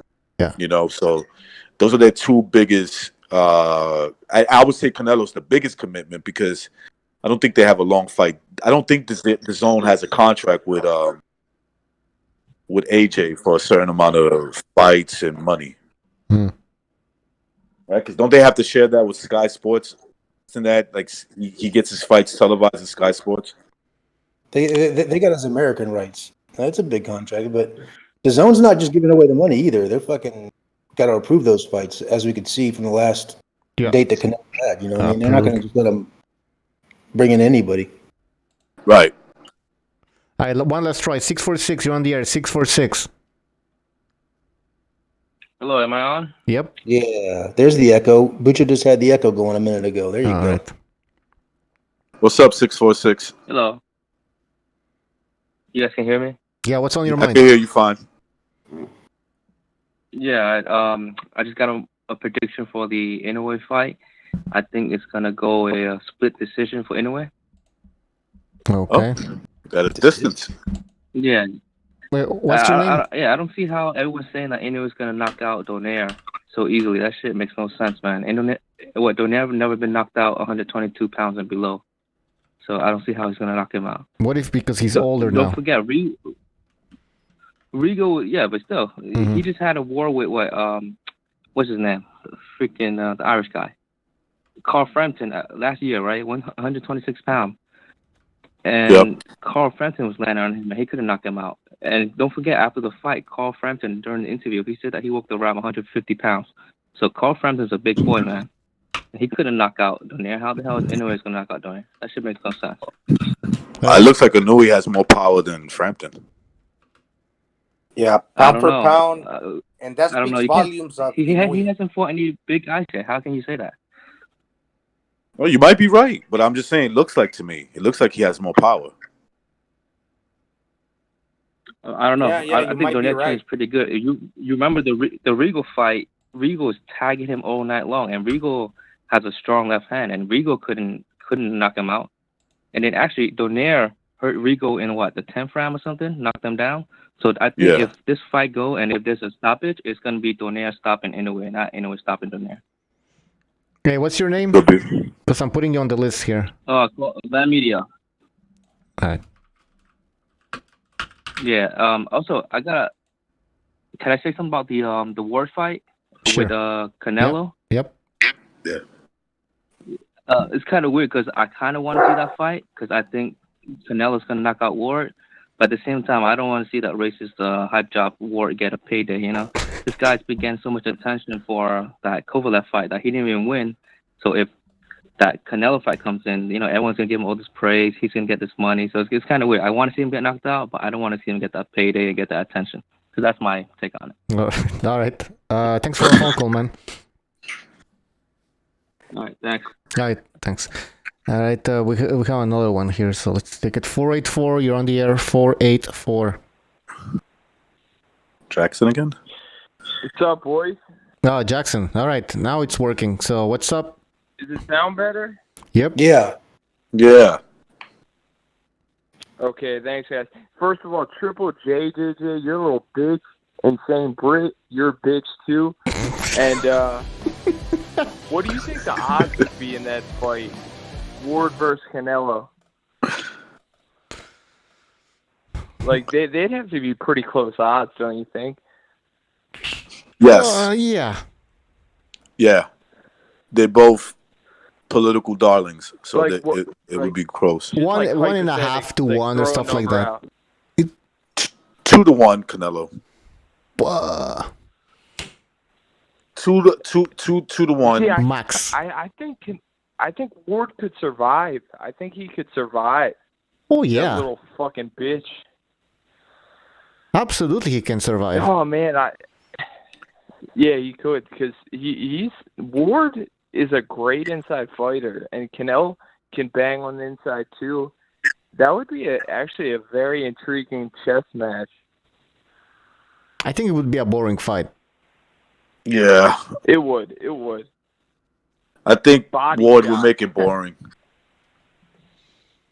Well, Canelo was boring against Kovalev. So. Because Kovalev fought like shit. Well, Kovalev was can't boring. blame. Yeah. Yeah. You cannot. He had no reason to open up. If Kovalev wasn't gonna open up, you know, Like that Jacobs fight, same shit. same thing. Yeah, similar. Well, check If this they out, don't guys. open, yeah. Hold on, Gonzo. Hold on. I watched both the second Alvarez fight and the Canelo fight side by side, and I was watching them both in slow motion. And Kovalev, I don't know if it was because he was scared of getting countered, but he wasn't following through with his punches. Like I was watching it, and he was, and this is he had the same strategy for both fights, and he was like for the Alvarez rematch, he was fucking like drilling him, but for Canelo, he was like tap, tap, tap. He would throw a couple hard shots, but it wasn't what he was doing. Like he hurt Alvarez in that rematch, and I don't know why he didn't try to do it with Canelo. Fought like shit. I don't understand. I don't understand, know. but I'm not But gonna talk he's an about accurate that. He fought like Yeah, shit. we talked about that for a while now, so we're He not fought going like to give our shit. opinions. That's it. No, Because the more you different commit to a part of punch, it, the like- harder it's gonna take you to pull that hand back. If you throw it The more you- force, by the time it ends up where you want to put it, and by the time you pull it back, you leave yourself open. Also, blame Buddy McGirt, man, let's be honest. Yeah, Buddy McGirt was No, terrible. seriously, he Kovalev had a was bad terrible. game plan. Bad game plan. They thought they could have boxed Canelo, but at some point you realize, like, listen, That yeah, was their only way, though. They couldn't have banged. Canelo would have knocked him out. That was their only choice. I mean, but Gonzo, do you think Triple G is a more accurate puncher than Kovalev? yes. Well, go ahead. In Francis. terms of like better Timing. better also. timing, yeah. Yeah, for the sure. jab. Look at the Canelo. Oh man, yes, absolutely. Because the thing about Kovalev has the thing best about jab in boxing. thing about Kovalev, I he's do he's believe more that. of a rhythm puncher. You know, he's more of a Yes. rhythm puncher where like this guy really times his shit. Golovkin. So he's a better. If he would have found his target, Well, he would have continued punching like from a more to less, but he never found that jab to where he could establish it. So that's why he couldn't work behind the jab. He because broke a could cardinal never- rule. He broke a cardinal rule. Never fight in Dude, one Kovalev with a threw guy 50 who's trying to knock different you out. jabs in that fight. He was He was doubling it. He was throwing up jab. His jab was good. He was just hitting Canelo in the forehead, so it had no effect. Well, the thing is also short. Canelo. When you have a target that's moving like that, the opponent becomes hesitant when it comes to throwing the jab. Now, however, that's why I'm saying you. Don't get me wrong. Kovalev has a good jab, but Triple G's jab is much better because even though Canelo, especially in that second fight, he was moving his head, bobbing and weaving, coming in. Yes, of course, Golovkin missed some jabs, but he also landed a lot of jabs. That's how good Golovkin's jab is. That's the difference. It's a level above Kovalev, in my opinion. The difference between Kovalev and Triple G is that Triple G would never make the mistake of fighting in one gear when a guy's trying to knock his head off. He would never do that. Where Kovalev and he's got more. He's got more metal. Yep. Yeah. He's got more. Look. Go ahead. Yeah. He broke a boxing. He broke a rule of boxing. Okay. You never stay in one gear when a guy's trying to knock your head off. You got to put some pepper into those punches, so that way he could realize that, hey, you keep doing that, you're gonna get caught with some big shots too. Yeah, exactly. Canelo was only so just one thing, Jackson. Canelo was only worrying about Kovalev's jab because there were no rights coming for any other power punches. He was mostly the jab. Now you look at what Golovkin was throwing, like he was changing gears, like I said, and also throwing more other type of punches, power punches. Yes. Like, so Canelo had to really think. I mean, yeah, sure. Let me tell you something. Yeah, go ahead. I remember Recognize saying on the show when Abel whispered to Triple G in the corner, he was like, "We're losing," and he was like, "You really think it's that bad?" Because before that, Triple G was just pumping out the jab and just like he was like, no combinations, just fucking hammer him, and that was working. Like he was busting Canelo up. But then he was Jackson, like, you know that something? was one of the best moments in boxing when he was like, "You're losing." That shit inspired me. And then Triple G's on fucking beast mode. Jackson, you know what? You brought up something. I remember that too. Yeah, I do remember that. The one thing that Kovalev, that Triple G thought he was doing, he was saying, "Look, I'm outboxing him." He's like, "No, you're losing." Remember, he said, "You're losing." At the same time, Against every other fight. Yeah. Reynoso is telling Canelo, stop trying to knock him out because he saw what Golovkin was trying to do and almost did the very next round that Reynoso told him stop trying to knock Golovkin out, and was that he was going to time him for the big punch. That's a sign of submitting. You say you can't knock him out when the other fighter is saying knock him out. That's a sign of you're submitting, you're surrendering.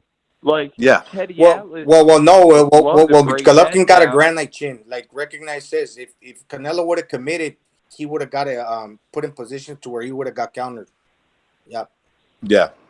And so Reynoso, who's a very good trainer, and he saw that. He said, "Okay, look, we tried, but we're not knocking this guy out. It's not happening. So stop trying that because look." I inside the ring that translates and that was a smart move. I think you're gonna get hurt in return if you keep doing that. All right, Jackson, one last point, man, because we gotta move on.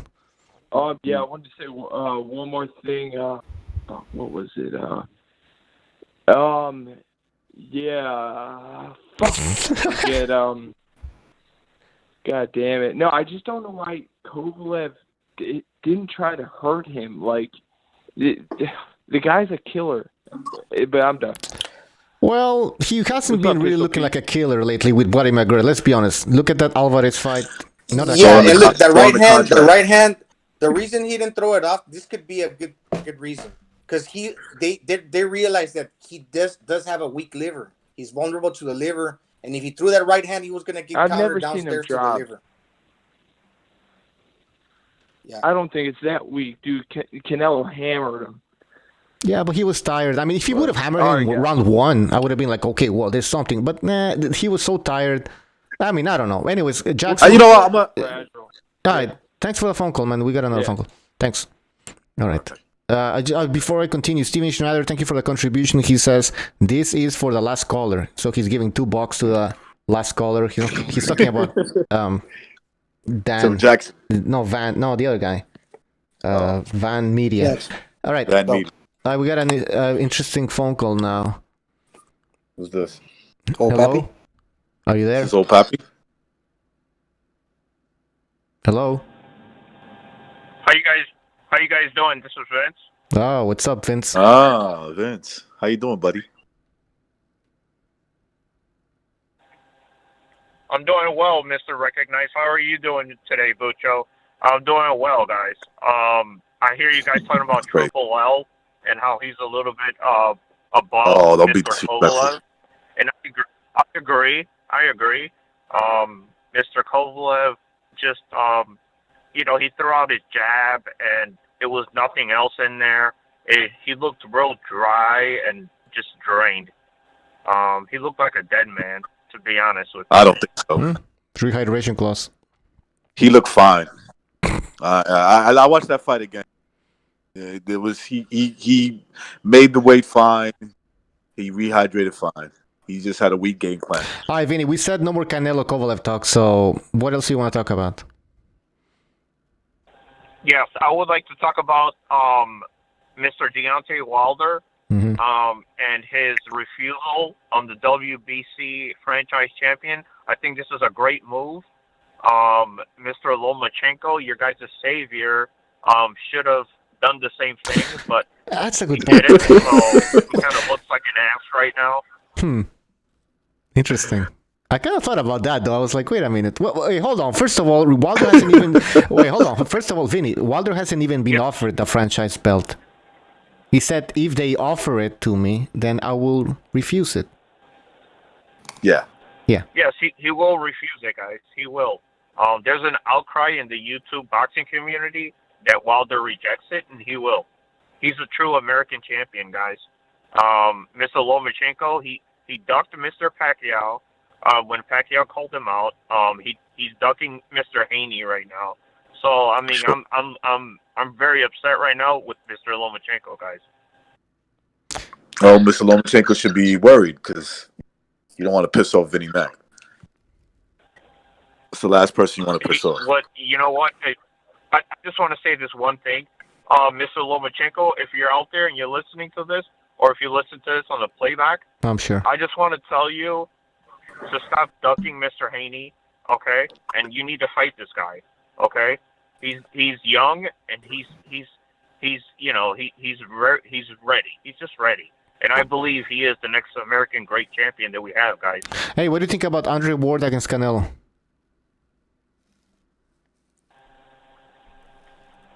To be honest with you, Mr. Bucho, I just believe with those styles, I just think it'll be a stinker.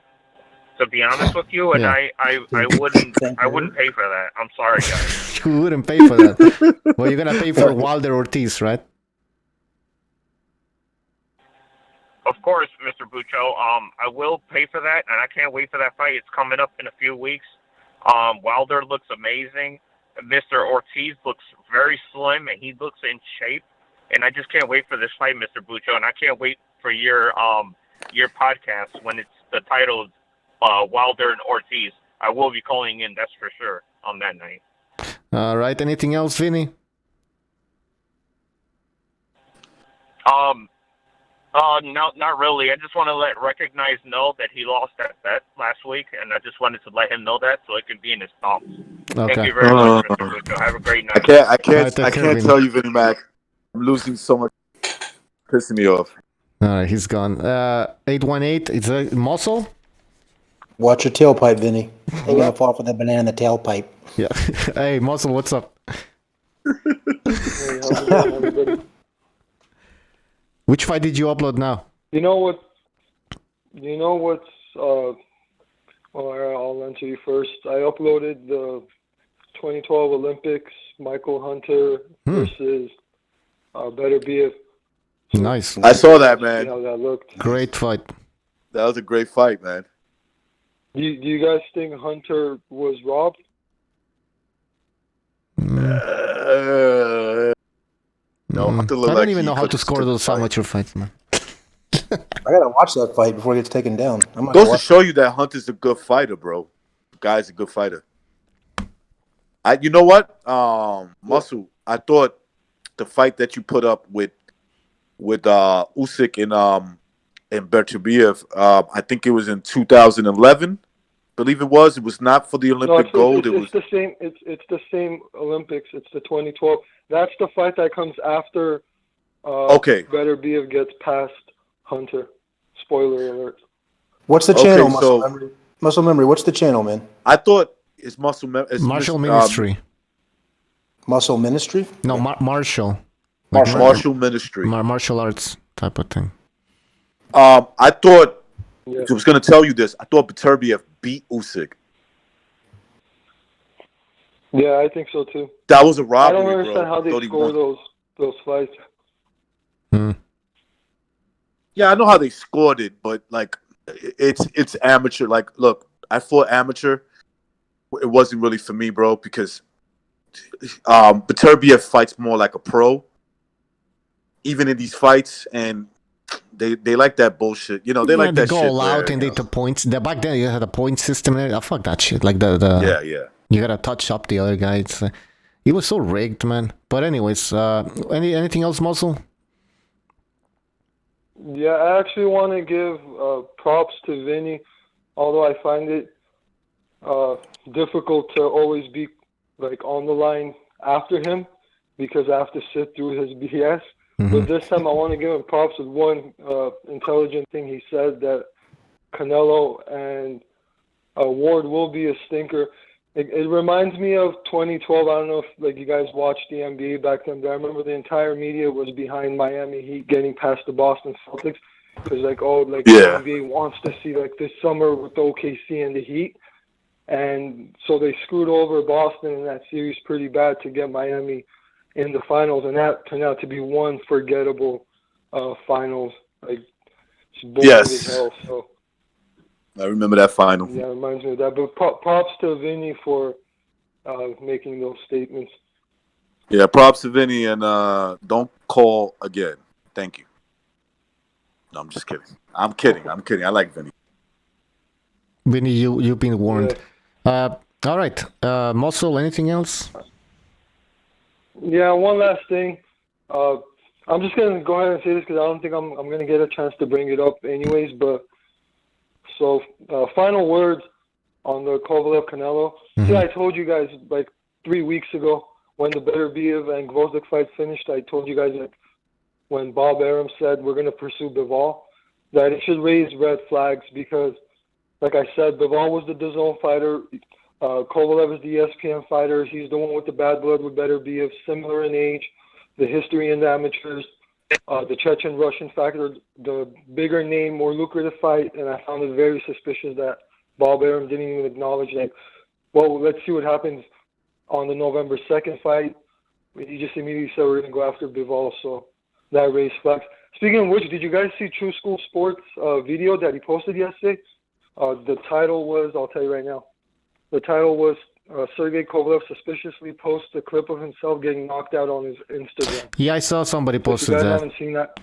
Yeah, but listen. I didn't even hear about that. What is that? No, somebody like in Kovalev's account, he posted the clip of him getting knocked out by Canelo. But do you think Kovalev is the one tweeting this stuff? He's not even in control of his Twitter account. They have social media managers. I think he is because he speaks with broken English. On a lot of his pictures and stuff, it's like the broken English and everything. Like, well, that's just to make sounds it. Like him. Yeah, it could be. I mean, I don't know, but I remember when he apologized for wearing a shirt which displaying what's his name? Adonis Stevenson as a monkey. He apologized. he apologized for it, and the apology had broken English. But let me tell you, if he was gonna apologize, somebody would write a proper message so everybody can read it. You don't write it with broken English. The only reason why they do that so it looks more realistic, like he's actually him. That's my opinion. I mean, I don't know. Maybe he is. I don't see him as a Twitter guy though. But anyways, all right. Thanks for the phone call, Muscle. All right, thanks. Take care, guys. Enjoy the fight tomorrow. Thanks for the upload too, man. I'm watching that right now. Yeah, thank you for your contribution. A boxing soldier. And I hope nobody gives him a copy strike because that's just wrong. Yeah. How dare they? Let's see. Diego Bandido says King Bucho. He replied to I talked to Doc and we talked about it. Listen, I don't know, but Listen, if you're gonna make an apology, trust me, it would be well written, properly written. It wouldn't be just fucking him apologize. That would be checked out by a PR fucking team and everything. But anyways. Yeah, you would think so, man. Yeah. Alright, we might need to end the show now, guys. Because we're gonna have a post-fight tomorrow. Yeah, that'll be. I'm gonna try to get up, man. What, at 7 in the morning? I don't know. I don't think so, man. I think Mr. BA is gonna take a day off, so maybe he'll do a show. I don't think I will, man. But anyways, we'll see. For sure, we're gonna have a show tomorrow to talk about the fight, but I don't know what time though.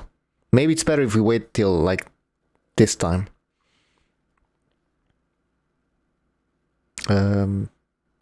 People saying I'm lost, King Bucho. Well, where did you get lost? The woods? No, I don't know. The show, yeah, I don't know what time we're gonna do the show. We'll see. We'll see. Yeah, because the time for the fight is it is very different than other fights. He's kind of confused, I guess, what time you're gonna do the post fight. Yeah, I don't know. Listen, I have no idea. You guys will get a message. All right, let's have a vote in the chat. When do you guys want the show? Do you want it right after the fight? Or you want it at this same time? Like, same time as today? Because people are going to be working also, right? So... Today we're all no one's really getting up at 5 a.m. to watch that fight, are they? I mean, no, really? the thing is... exactly. And the main event's going to be at 7, probably, so... But real quick, where can we catch that at? Is that a DAZN fight? Yeah. DAZN. Nice, DAZN. Telling you, man, DAZN is the place to be right now. On the fight after King Bucho, people are saying after the fight, same time as today. Both. Both. Yeah, we're gonna do 2 shows. No. Anyways, guys, we're gonna call it a night. So thank you for joining us. I'm talking about people in the panel. Bucho, thanks for having me, brother. Yeah, thanks for being on the show. Gonzalo, you too. Recognize. Yeah, thank you. Yeah, we'll see you tomorrow, hopefully. Steven Schneider, thank you for the contribution. G Boogie, Chris K. Somebody else donated. I'll post your name on the ticker tomorrow, but thank you all for joining us.